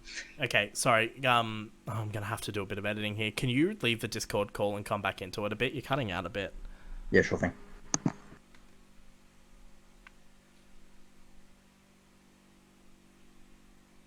Okay, hello. Hello? Hello, is this good? Yeah, it's a bit better. Just make that point again. Where was I? Just whatever you were saying before. You were talking about, I said something about Jodie Whittaker's characterization, and you responded. Okay. It looked like every episode it stops and starts and stops and starts over and over again. And they throw in what little bits they need to make it look like continuity is still a thing. Yeah. And it's with the pilot comment, whether that's real or not, if it's not, I apologize, but I feel like it is. It makes sense. Yeah, and not only that, but like, I mean, and again, it affects I think the big problem with Series 11 is the fact that it was all standalone stories. There was no series arc or anything to get invested in. Nope. Like, there's literally no reason to watch the show. There's zero reason. There's no reason to come back every week and continue watching the show. And The characters won't develop. The show won't go anywhere. there wasn't interesting characters. Like, the Doctor was as inconsistent as fuck. Like, I genuinely don't. And here's the thing.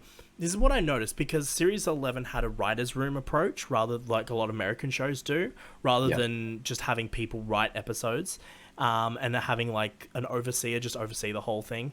And I noticed with Series 11 that any episode that Chris Chibnall had zero involvement with were the strongest episodes. So we're talking Demons of the Punjab, we're talking Kablam.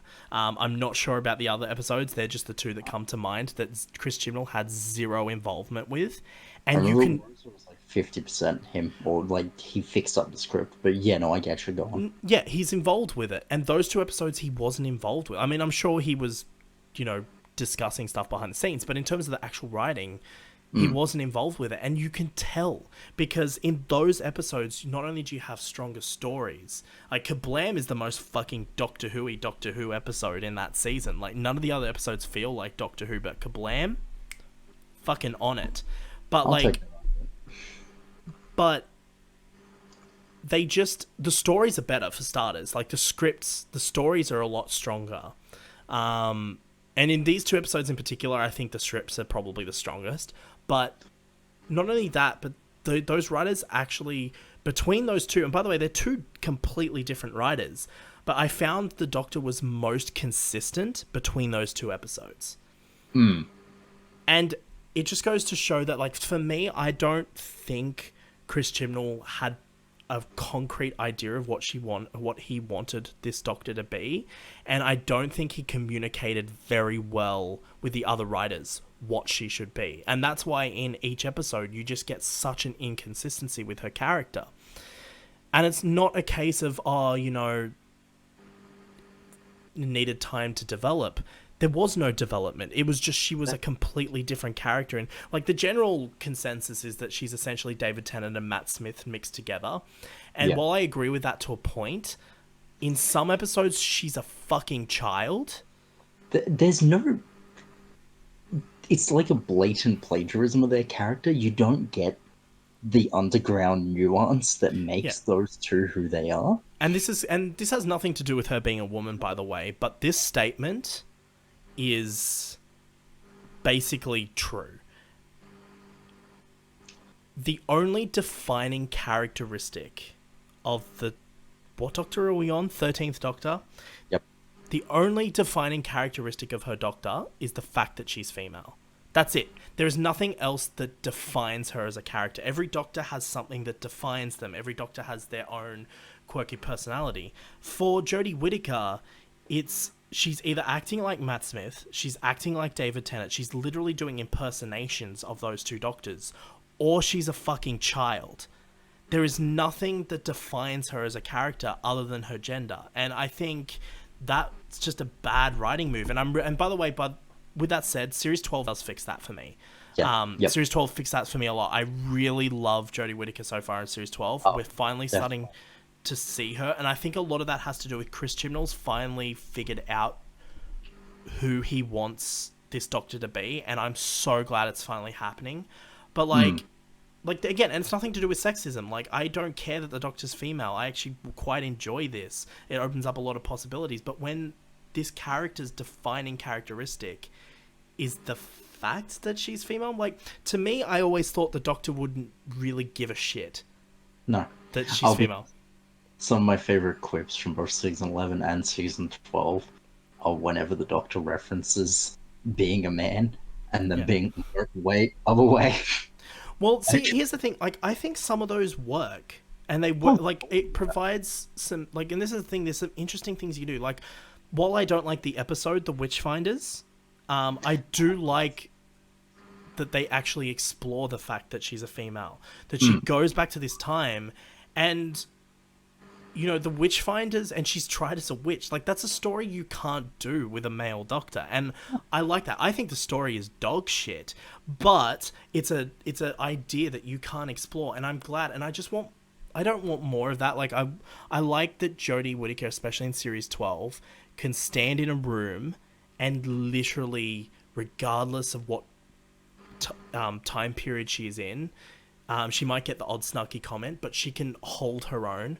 Where in Series 11, like in The Witchfinders, I just don't believe it. I don't believe her performance a lot of the time. And a lot of that comes to do with the writing. It's not specifically Jodie Whittaker herself. I think Jodie Whittaker's doing the best with what she's given. But I just don't believe her as the Doctor sometimes in Series 11. And The Witchfinders is a big episode where I'm like, I just don't believe you. Can we talk about... Okay, so like, it takes you away. You like it. I think it's fine. For me, that episode had a really good idea. I just think it could... Sorry, what was that? Like the little tumor universe? I like the idea of it. I just think it got a bit silly. And I don't know. I don't have much more to say about it. I just didn't really like it that much. But I want to talk about the finale.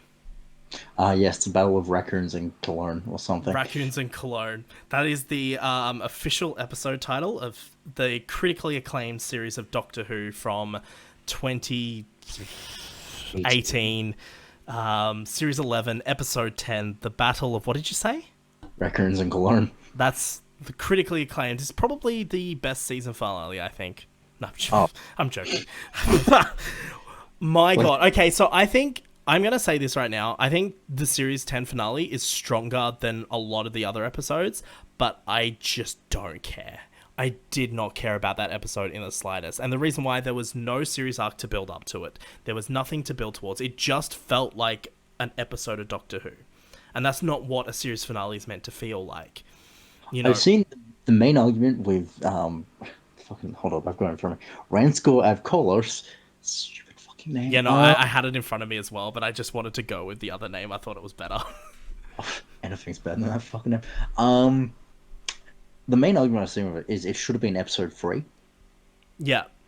Like, because you have the main problem of no character development comes back because Graham suddenly gives a shit. Well, here's the thing: they wrapped Graham's character arc up in episode 4 or 5.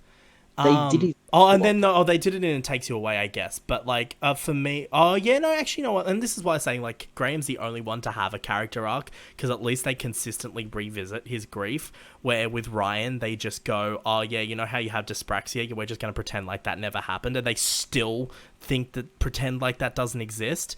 And then of course Yaz has little to no character and has nothing to do in every episode. And then of course the Doctor's so inconsistent. So at least with Graham, they wrapped his character arc up, and I can agree with that. I don't think this episode takes place in the right time.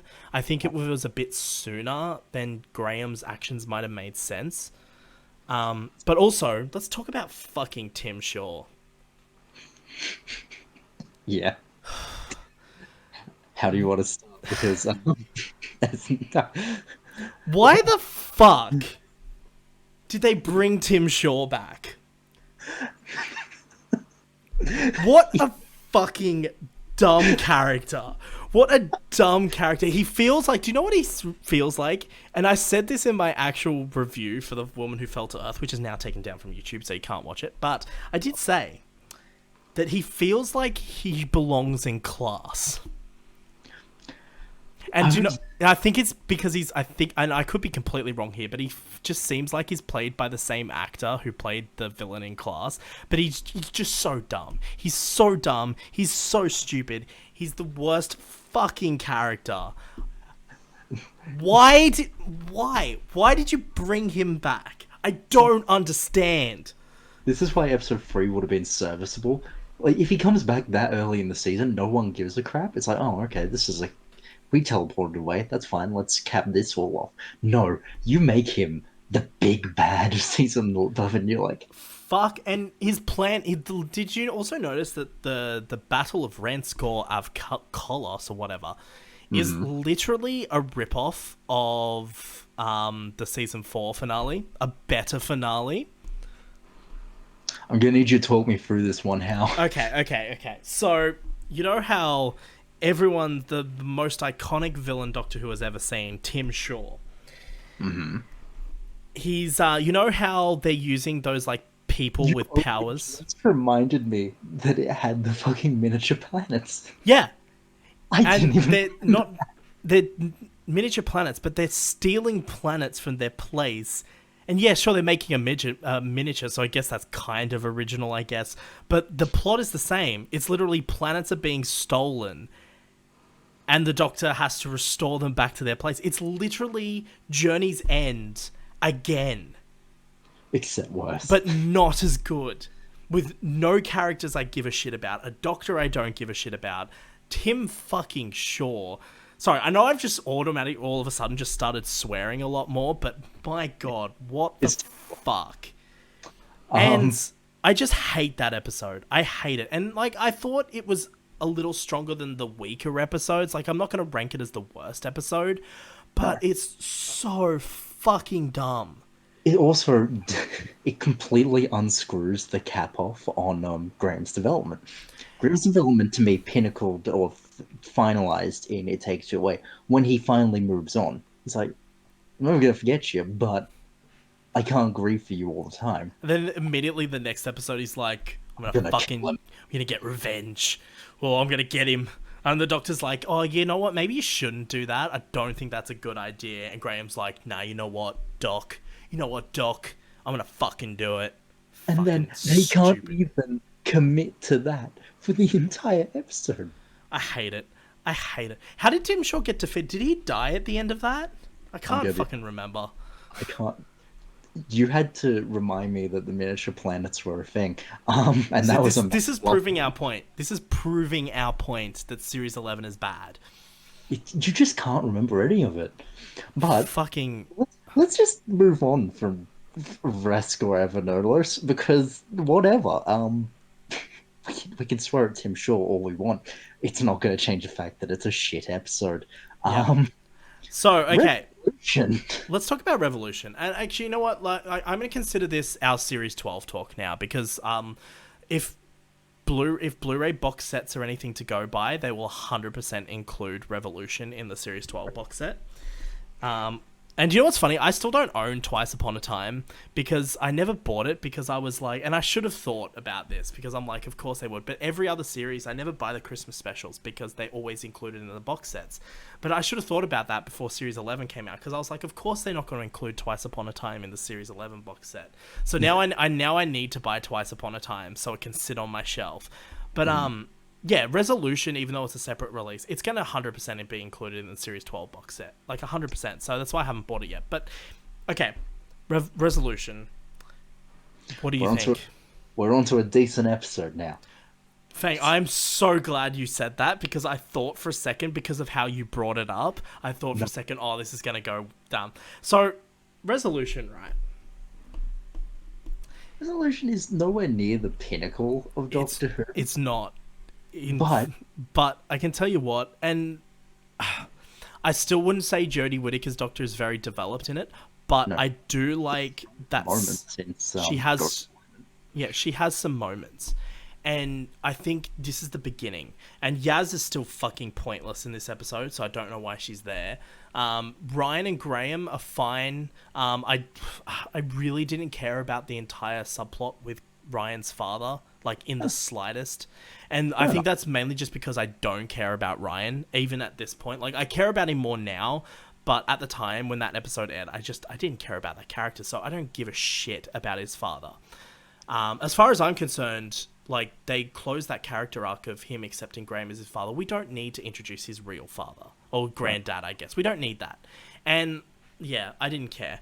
But, I don't know, I just liked it. It's a fucking good script.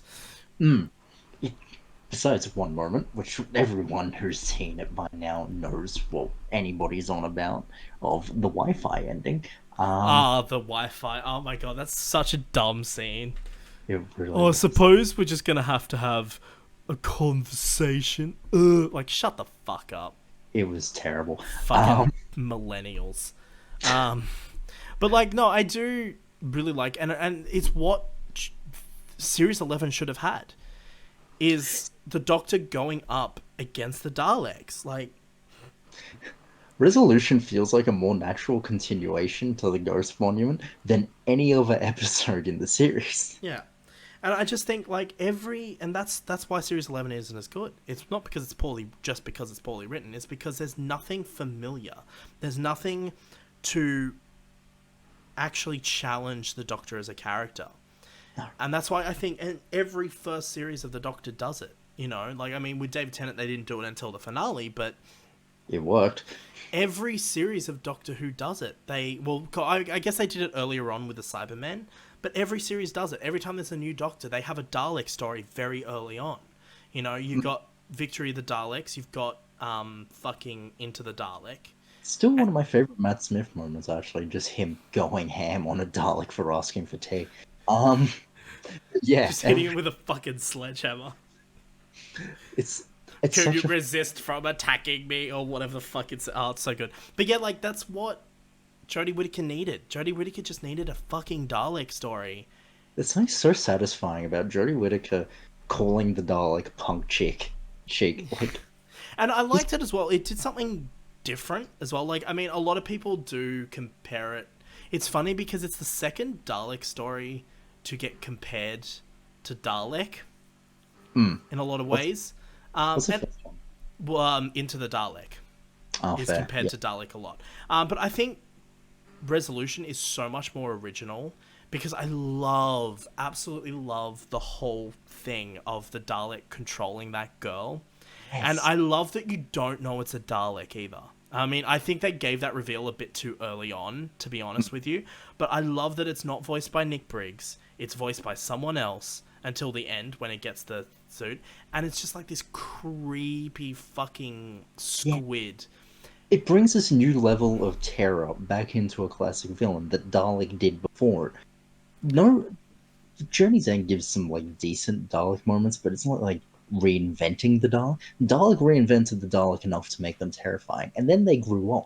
This reinvented the Dalek one more time, and it Yeah. worked. And works really well. What do you think of its put together Dalek shell? I love it. I'm sorry, It's great. it's Like a lot of people just said how ridiculous it looked, and look, I can see that from a certain point of view, but I think in the context of the story, it just makes sense. And I like that we're sneaking in a Dalek redesign, even though it's not permanent. It's just for one off. I love that they're just throwing that in there. I mean, I remember obviously the last time they tried to do a Dalek redesign, it didn't quite go down very well. good old Um, Power Rangers. and which is a fantastic fucking show, by the way. And but I'd like that this one's just a one-off. You're never going to see this design ever again because there is zero reason for Dalek to have this design. It's No. just in the context of the story, and it works. I do find it a bit convenient that there is just a okay. How the fuck does that thing have missiles? That's what I want to know. Sheffield Junkyards, don't question it.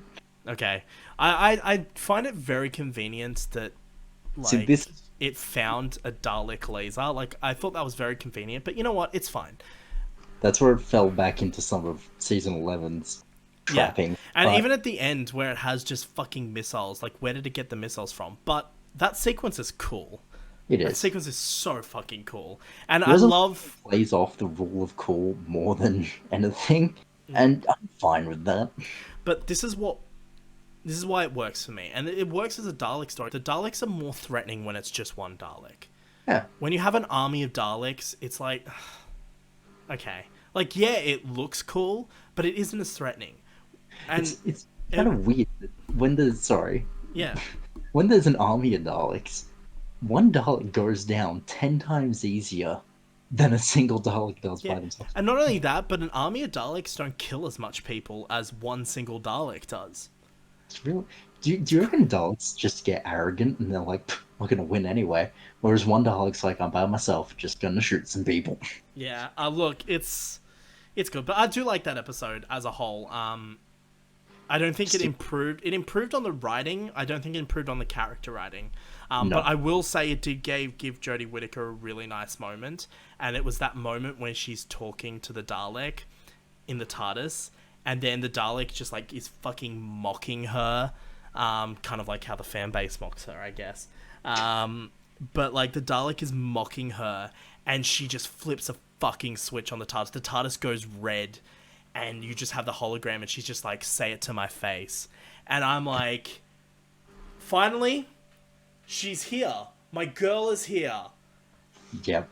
She's finally fucking going down with a bad guy and holding her own, and I love that scene. And like the rest of it's great, but like again, like my biggest weakness in that episode is I just don't care about the Ryan and his father subplot personally. I care about it just because it is something. Yeah, but like I would have cared about it more if that character was developed. That's fair. I'm not gonna argue on it. I'm just so glad it wasn't fucking Yaz's parents.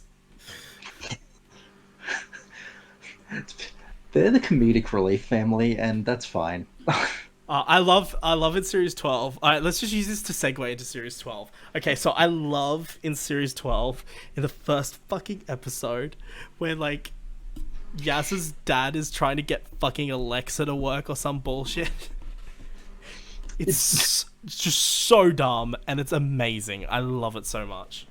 And it did play into the nice quip at the end of him knowing about the conspiracies. Oh, I love it. You're a solid comedic relief, and I'll actually take that. Yeah. Okay, so far at the time of recording this, which, like I said earlier, is the 24th of the 1st. I know we've been recording for like 3 hours now, so, you know. Don't worry, still same day. We haven't changed. Still the same day. So far in Series 12, we have had 4 episodes that have aired. Okay, so we've had Spyfall Part 1, Spyfall Part 2, Orphan 55, and Nikola Tesla's Night of Terror. And I'm looking this up, and for some reason I'm seeing a YouTube video in Google search that has the Dr. Ray and Superman all on the same thing. And it's the name of it is Doctor Who Series 12 shows how to respond to fan criticism. Cool, I might watch that later. Anyway, so those are the 4 episodes that have aired. If for some magical reason, I know we've spoiled a lot of shit so far. If for some magical reason you aren't up to date with Doctor Who by the point you see this, now's your cutoff point.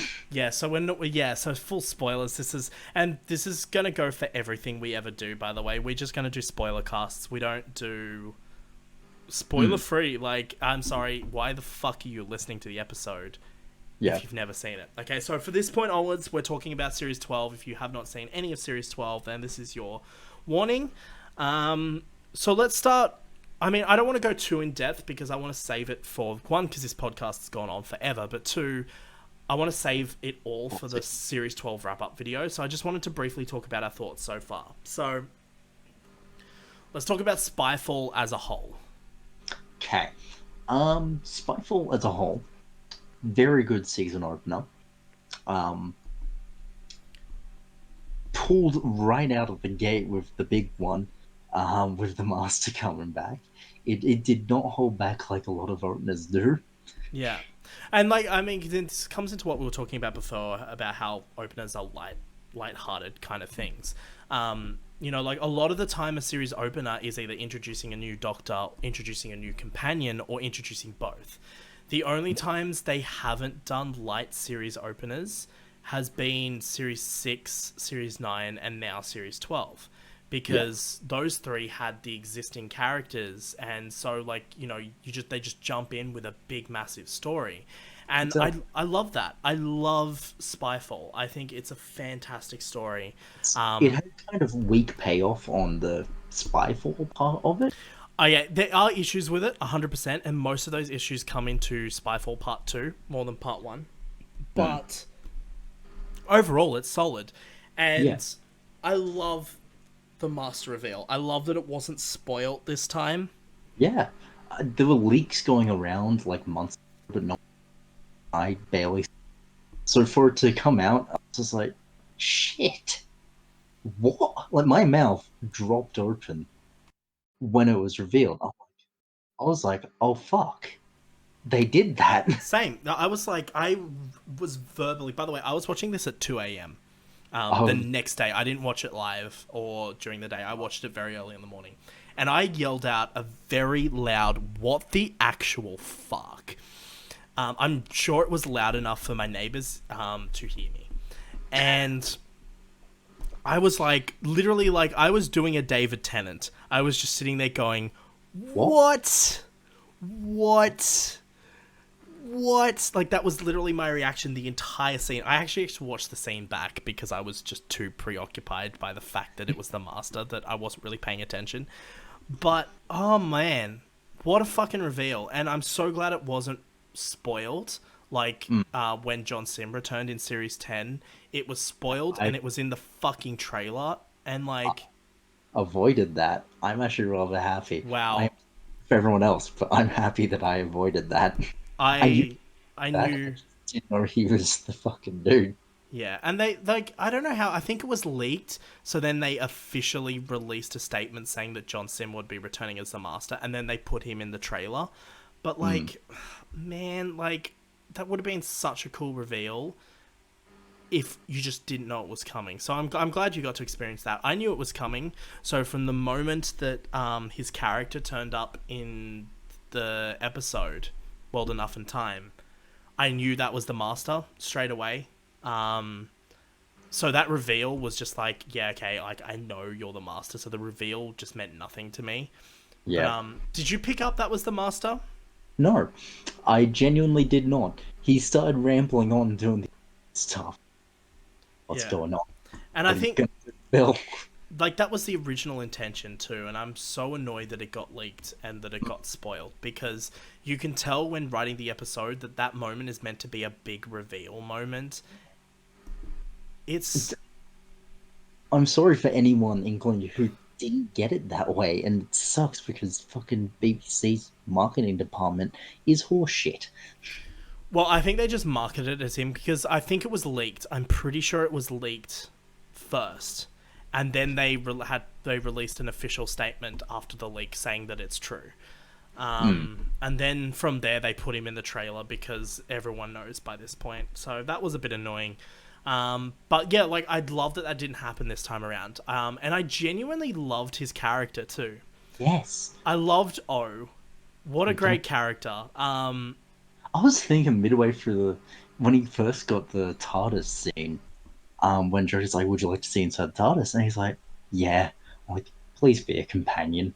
And then that happened. I was like, And "Ah, they set up like this weird thing between him and Yaz as well. Like this weird kind of like romantic kind of thing that they started setting up, and fuck, that would have been funny. Like, imagine if they didn't reveal that at the end of the episode and it wasn't revealed until the end of episode 2, and maybe, like, Yaz and him actually fall for each other only for him to be like, lol jokes, I'm the master, bitch. Like, that would have been great. But I will say, like, that reveal itself works really well. yes." And another thing I like about that episode is Yaz actually has something to do. I think the explanation for her not being at her policing job was a bit silly. Yeah. Which is like, oh, I'm undercover. But I like that episode gave her something to do. Well, unfortunately, the follow-up didn't give any of the companions much to do beyond some comedic relief stuff. But I will forgive that only because it gave the Doctor character.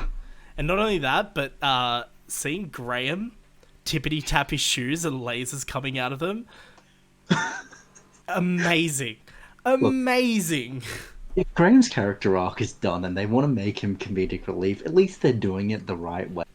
Because I still love Graham. He's the best. I love how he's like threatening those guys, and he's like shooting the lasers randomly, and he's like, "Oh, don't make me do the whatever shuffle," and he's like so smug.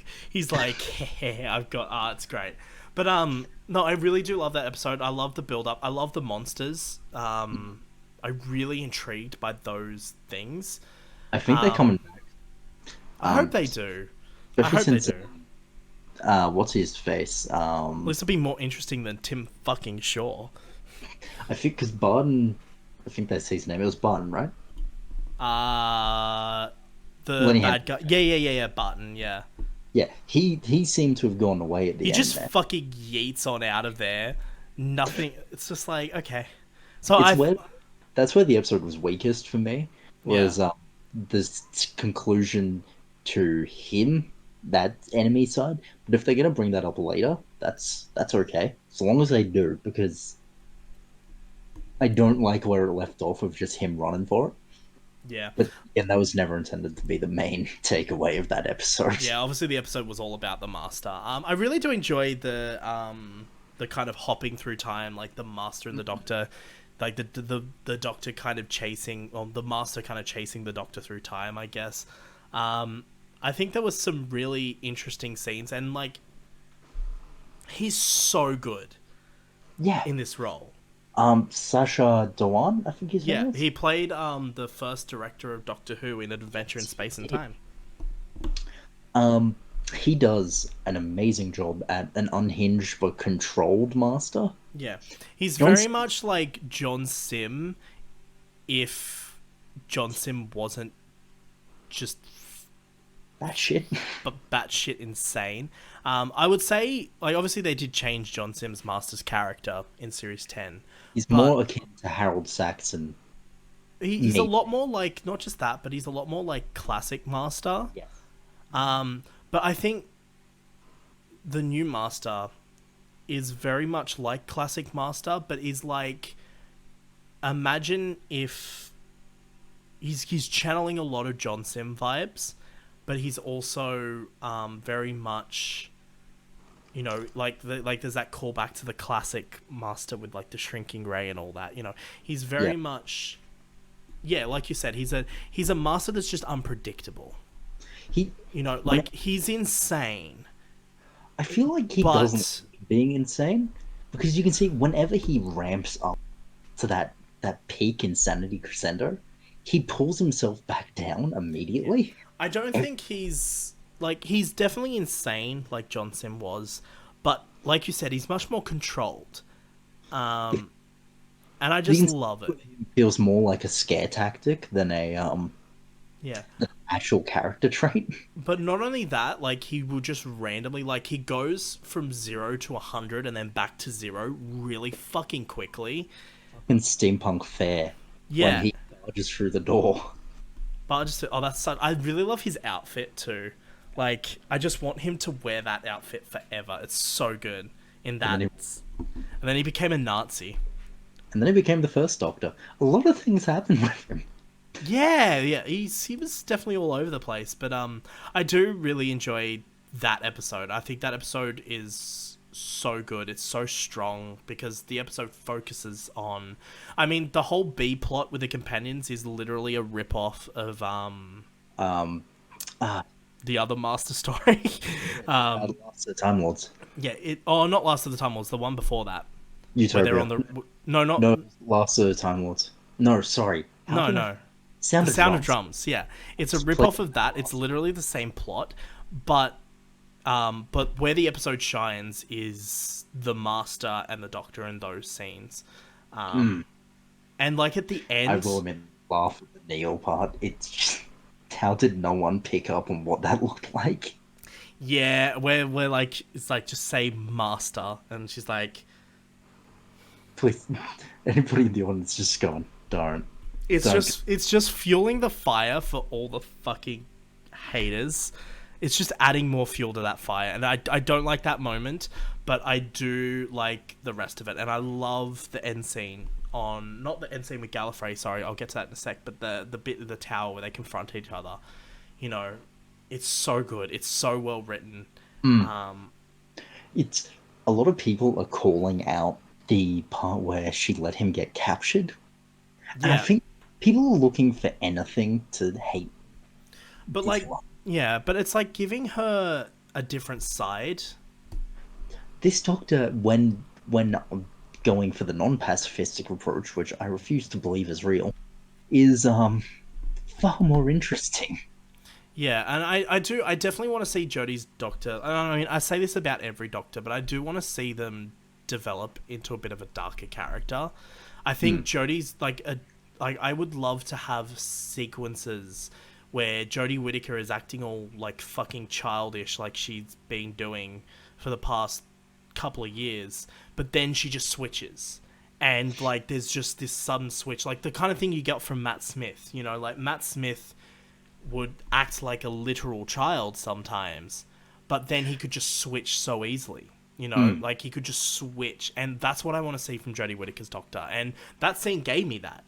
You know, Yes. we went from that not as serious to suddenly like she was just like so like serious and made a decision that very much goes against her character so far.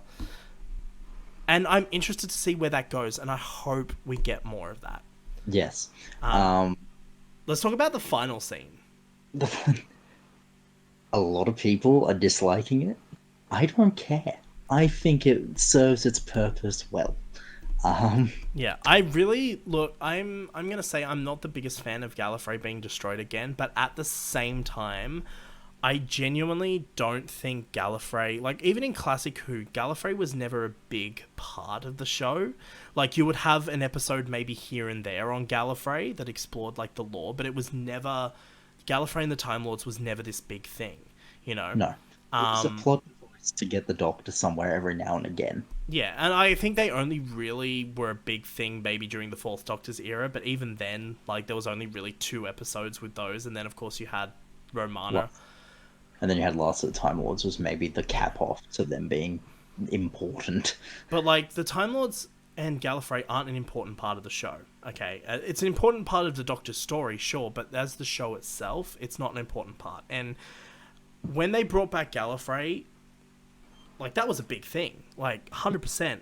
But I'm glad that it didn't become a thing. Like, we had Hellbent, and that was it. We never saw Gallifrey again after that, and now Gallifrey's destroyed. And look, I'm not the biggest fan. I would have liked them to still, because like it does undermine the whole point of the Day of the Doctor a little bit, but I would have much liked them to go, well, Doctor Who, in Doctor Who, Gallifrey is just outside of this universe. That's maybe a place we visit every now and again, but is barely ever happens.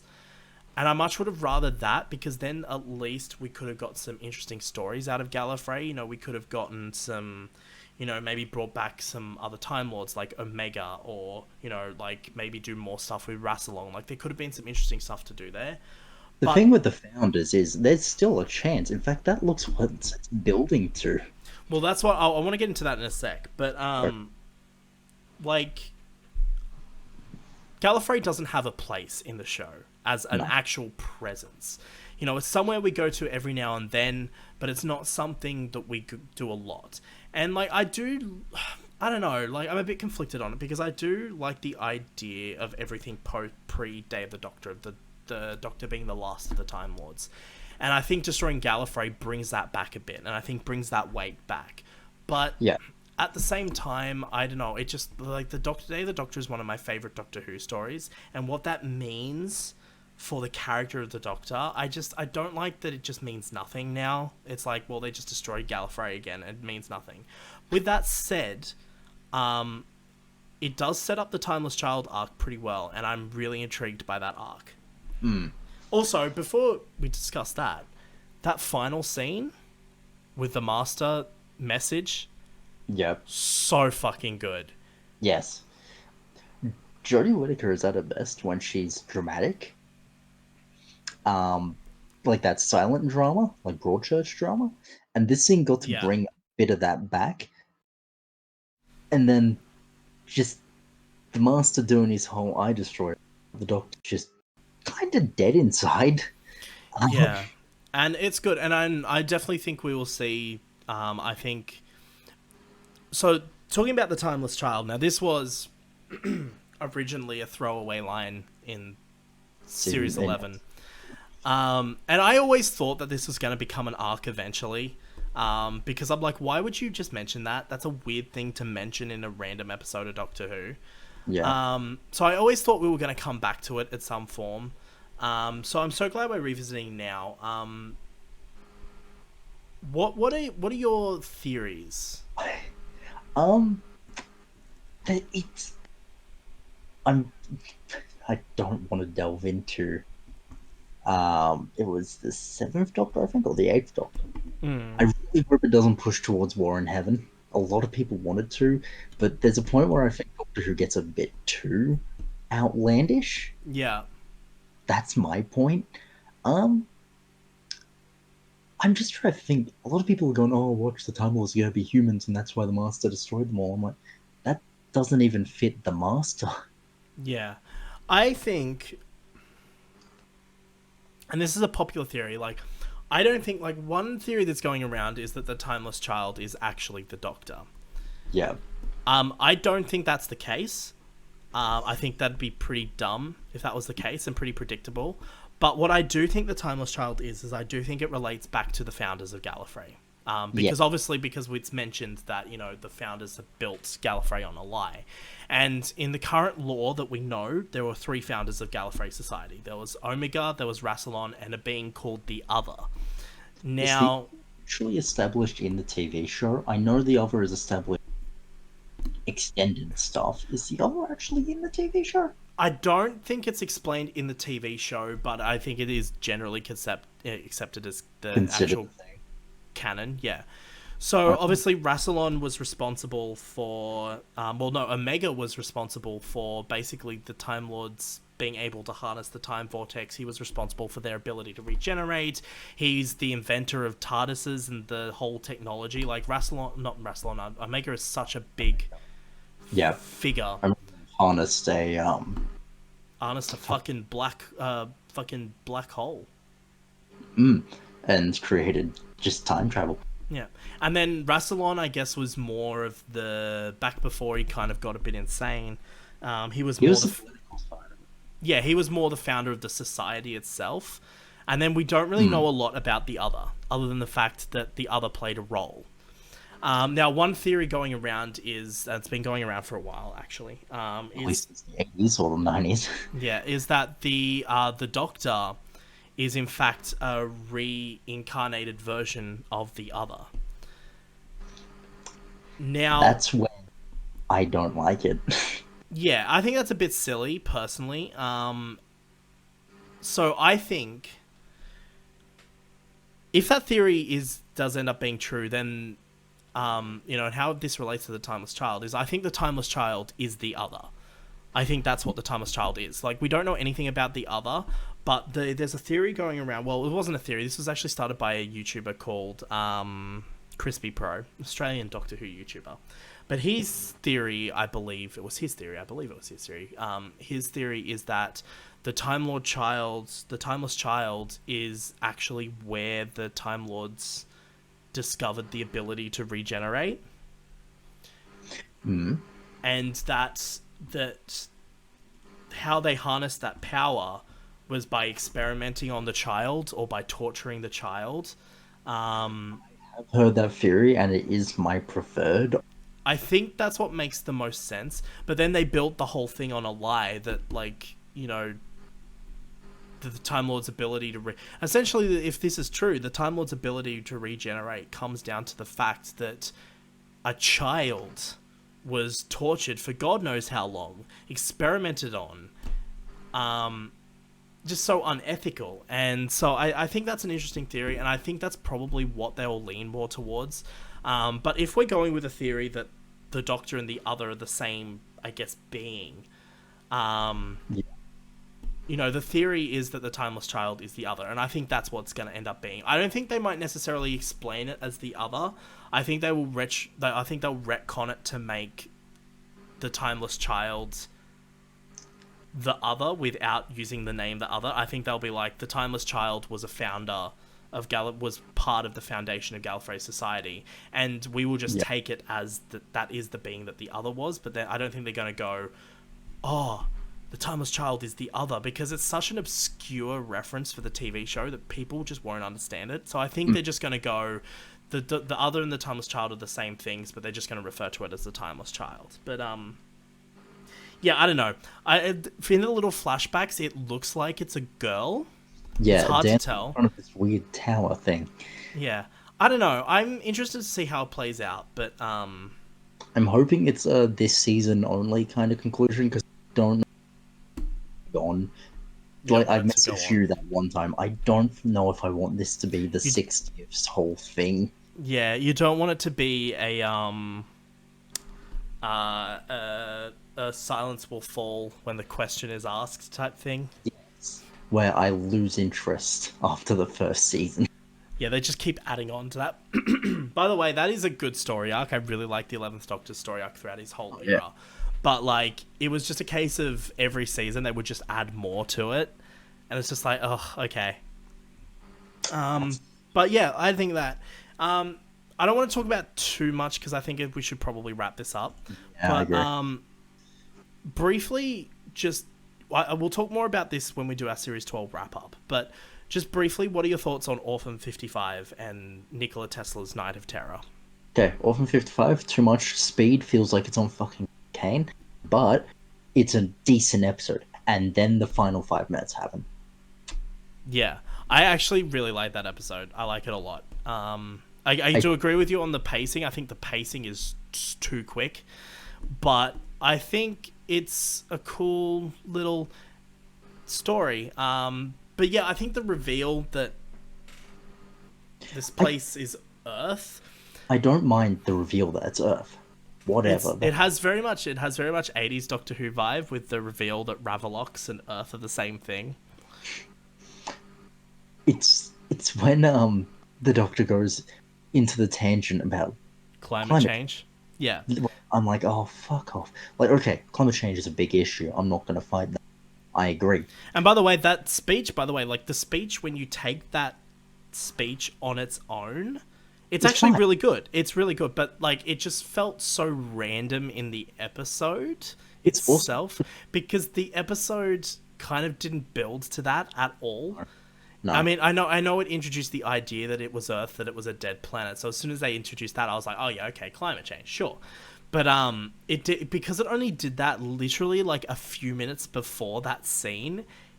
It just felt like the whole episode wasn't. They only made that planet Earth as a last minute decision to include that scene at the end. And I don't know, it just didn't feel cohesive. Doesn't feel like it.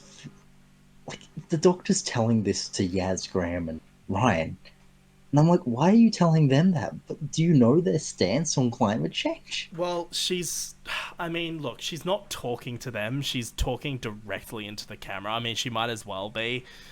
But that's my problem. Is that shouldn't be a thing. Yeah. Like she might as well have just grabbed the fucking camera and gone, all right, listen here. All right. Off topic for a second here. Yeah. We need to talk about climate change. Jodie, can we have the camera back? Now you shut up. It feels like the entire episode got hijacked by that one moment. Yeah.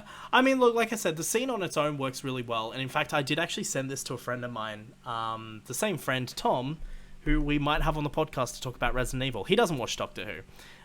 All he knows about Doctor Who is what I told him when we lived together. But I sent him a clip of that speech. And I was like, even Doctor Who is jumping on this.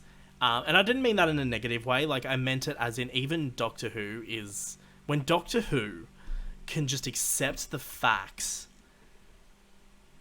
then... But people in the real world can't.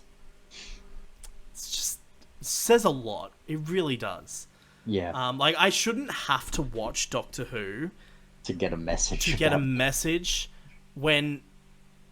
And again, I'm not saying this is bad. Like, I think political messaging has its place in Doctor Who. I think all media is political. Doctor Who has always been a political show. But I shouldn't... Like, the fact that Doctor Who has to do this, like, they feel like they have to do this, says a lot more about climate deniers and the people in our world than it says about the show being political. Agreed. And... Again, it doesn't work in the context of the episode, really, but it's a nice little thing on its own, and, like, what a world we live in. Yeah. Briefly, Night of Terror. I really enjoy Night of Terror. Okay, I kind of zoned out a little bit during it, but that's not because of the episode, because I got distracted by an article I was reading on my phone that was linked on Instagram, and I shouldn't have read it while watching Doctor Who, because here's the thing, throughout Series 11, I would regularly be on my phone while watching an episode, because I just didn't care enough. Where Series 12 so far, apart from this one instance in this episode, I have not been on my phone the entire time. I've been hooked. But, yeah, so... I really enjoyed this episode, and it was I thought my issues with it come from the fact that there's a scene where they're on the spaceship, and what are they, scorpions?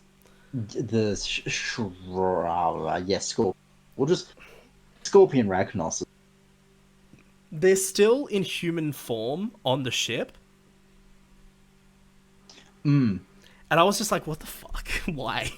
Obviously, I know why. It's because the budget only goes so far. But, yeah, I just thought that was a bit silly. But I did like the whole kind of, like, rivalry thing between Nikola Tesla and Edison. Yes. I thought that was cool. A lot of people thought they were going to make Edison the out-and-out bad guy. And then they just made him human, and I'm like, he's cool. He's just a guy. And but I do like that. The funny thing is the chick that played the monster, the scorpion monster. She was Ronnie in Sarah Jane Adventures. Not the Ronnie. The Ronnie's never coming back. Not the Ronnie, just Ronnie. I would actually remember when oh my god, actually this goes back to the Master. every time there's a new master since Michelle Gomez and now the new one. Yeah, I can never say his name right, so I just don't say it. Ever since those two, both theories, both times have been that this isn't actually the master and it's just someone impersonating the master. With Missy, it was, well, it's not the master, it's Rani impersonating the master. Even after they firmly established that it was the master, they were still like, no, it's... And I'm like, what the hell? And then this time around, they're like, well, no, maybe it's just another being impersonating the master because it doesn't make sense. And I'm like, well, no, it's just fucking timelines. It's obviously a different master from earlier in the timeline. It's obviously not a master after Missy. I did like your theory. This is why I mentioned it earlier, but we didn't talk about it.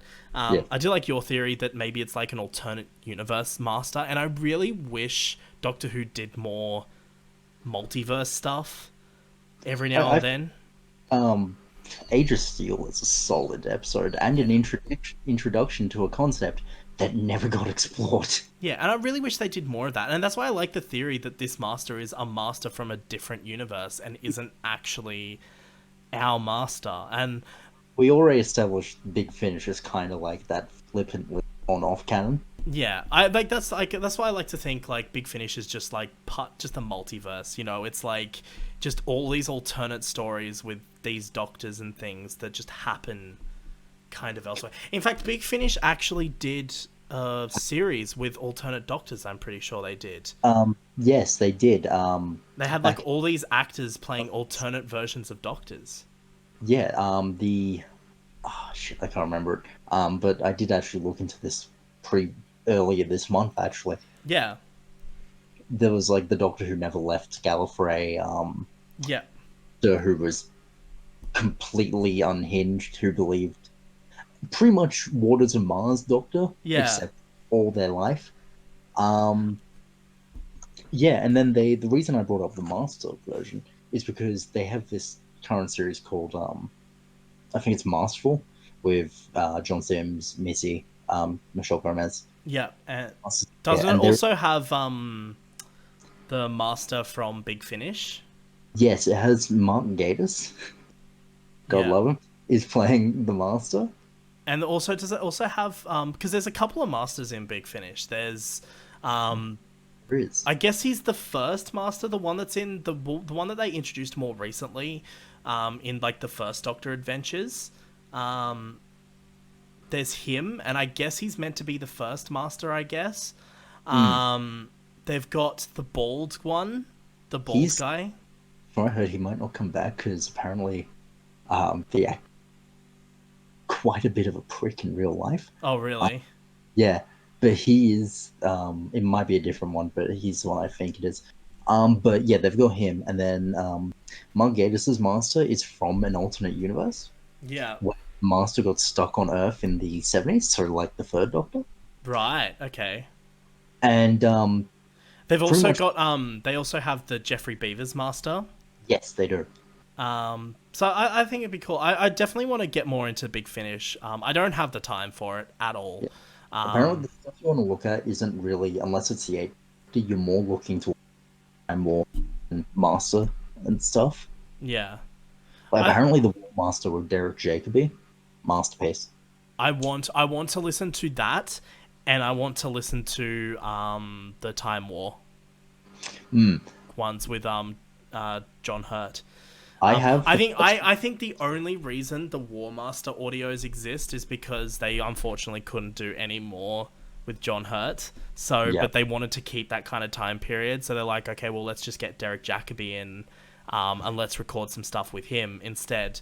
And I'm glad he's getting a chance to properly play the Master too. Apparently, I haven't heard it yet, but apparently he is just brilliant as the Master. He was brilliant as Yana. He was brilliant as Yana, and he was great for that like 5 minutes that he was actually the Master. But I'm so glad he's getting a chance to properly play the Master, because I think he's really fucking good. Didn't he also, I'm pretty sure Derek Jacobi voiced the Master in The Scream of the Shulker. I'm pretty sure he was the Master in that as well. I do. I'm not looking that up. I'm looking that up right now. I want to be sure.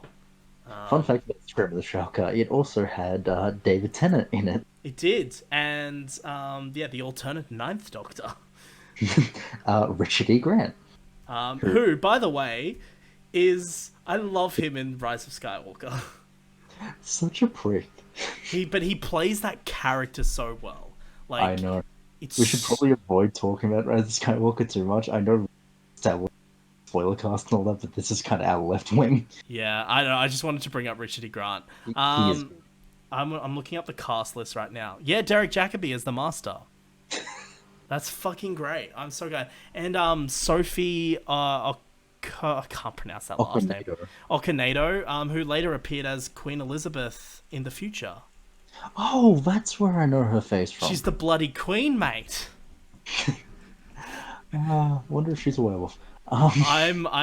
She's like, what did she say? She's like, in that episode, in the finale for series 5, when River Song was there, she's like, oh yeah, she's like, you're in the royal gallery and I'm the bloody queen. And I'm like, iconic.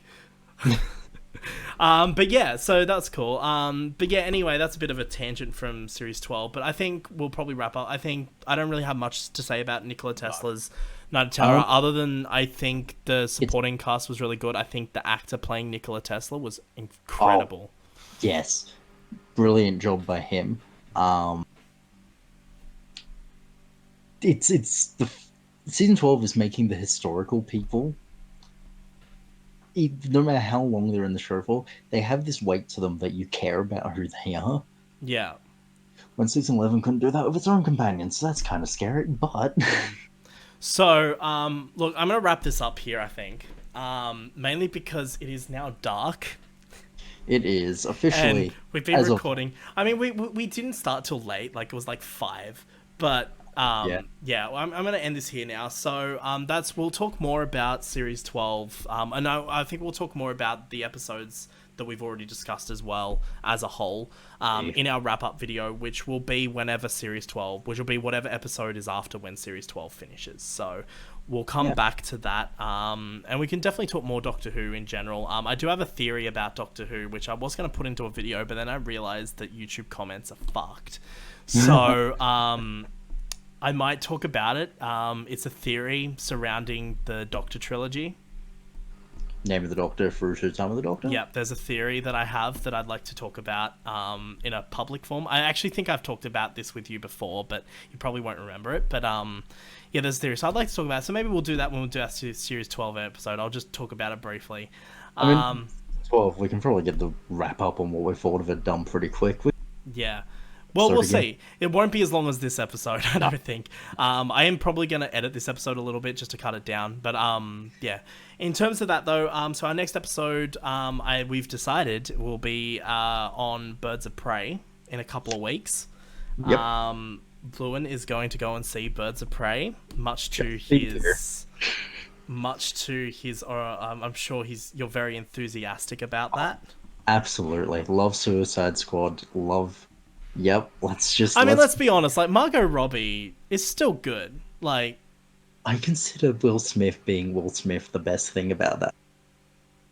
Yeah, I'm interested to see where this film goes. I don't know if you saw the recent trailer, but I'm avoiding this movie, but okay. I'll go watch it for this podcast. So yeah, but in the most recent trailer, Ewan McGregor, Black Mask, actually wears the black mask. Did hear about that.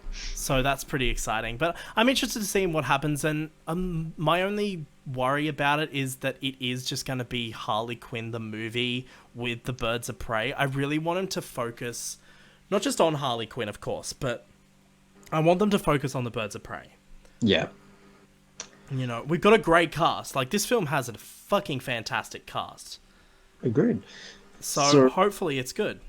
Yeah, so that will be next time. That'll be the next episode. So Birds of Prey comes out on, I believe, the 6th of February. So it'll be sometime after that, probably the week after that, we'll talk about it. I reckon if we see it maybe around then, maybe that week, we can maybe record an episode early the week after or something, and we'll do an episode on Birds of Prey.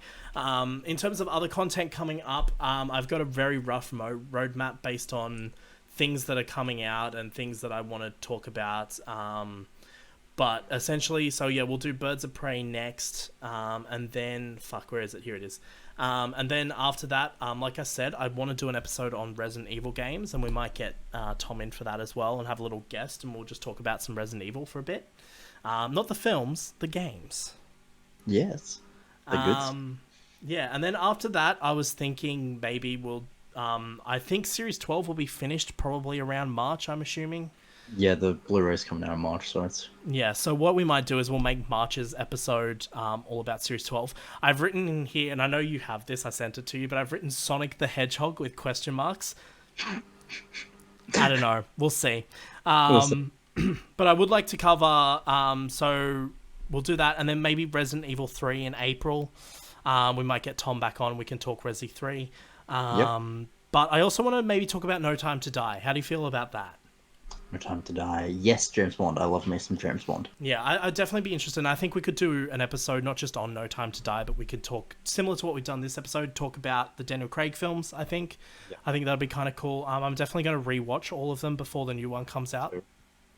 Is there a release? It's June, right? Or July? No Time to Die is coming out in April, I believe. Oh, okay. That's certainly that forward. I look forward to that. Hold on, I'm going to look it up right now. No Time to Die. Because I made this base list on content based on what's coming out. The German release date is 2nd of April 2020. So it'll be out here around the same time. Awesome. Apparently, I just saw an article that the rumor is it may be 3 hours long. I highly doubt that. But... yeah, so I think that'd be cool to talk about. And then in May, The Last of Us Part 2 comes out, but we won't have enough time to actually play that in May, so I thought we could do maybe an episode on The Last of Us, and just kind of talk about that. And then maybe in June, we might do The Last of Us Part 2. It really depends, it depends on whether I... quick, so I'm good to go. But it depends on how much time I have to actually play it, and that's why I'm so glad Cyberpunk and Avengers and that have been delayed as well, because that actually gives me a chance to play Resident Evil 3. It actually gives me a chance to play The Last of Us Part 2, where if Cyberpunk came out around the same time, I just wouldn't finish I still haven't finished Jedi Fallen Order. It is, but I haven't finished it. I just haven't had time. So that...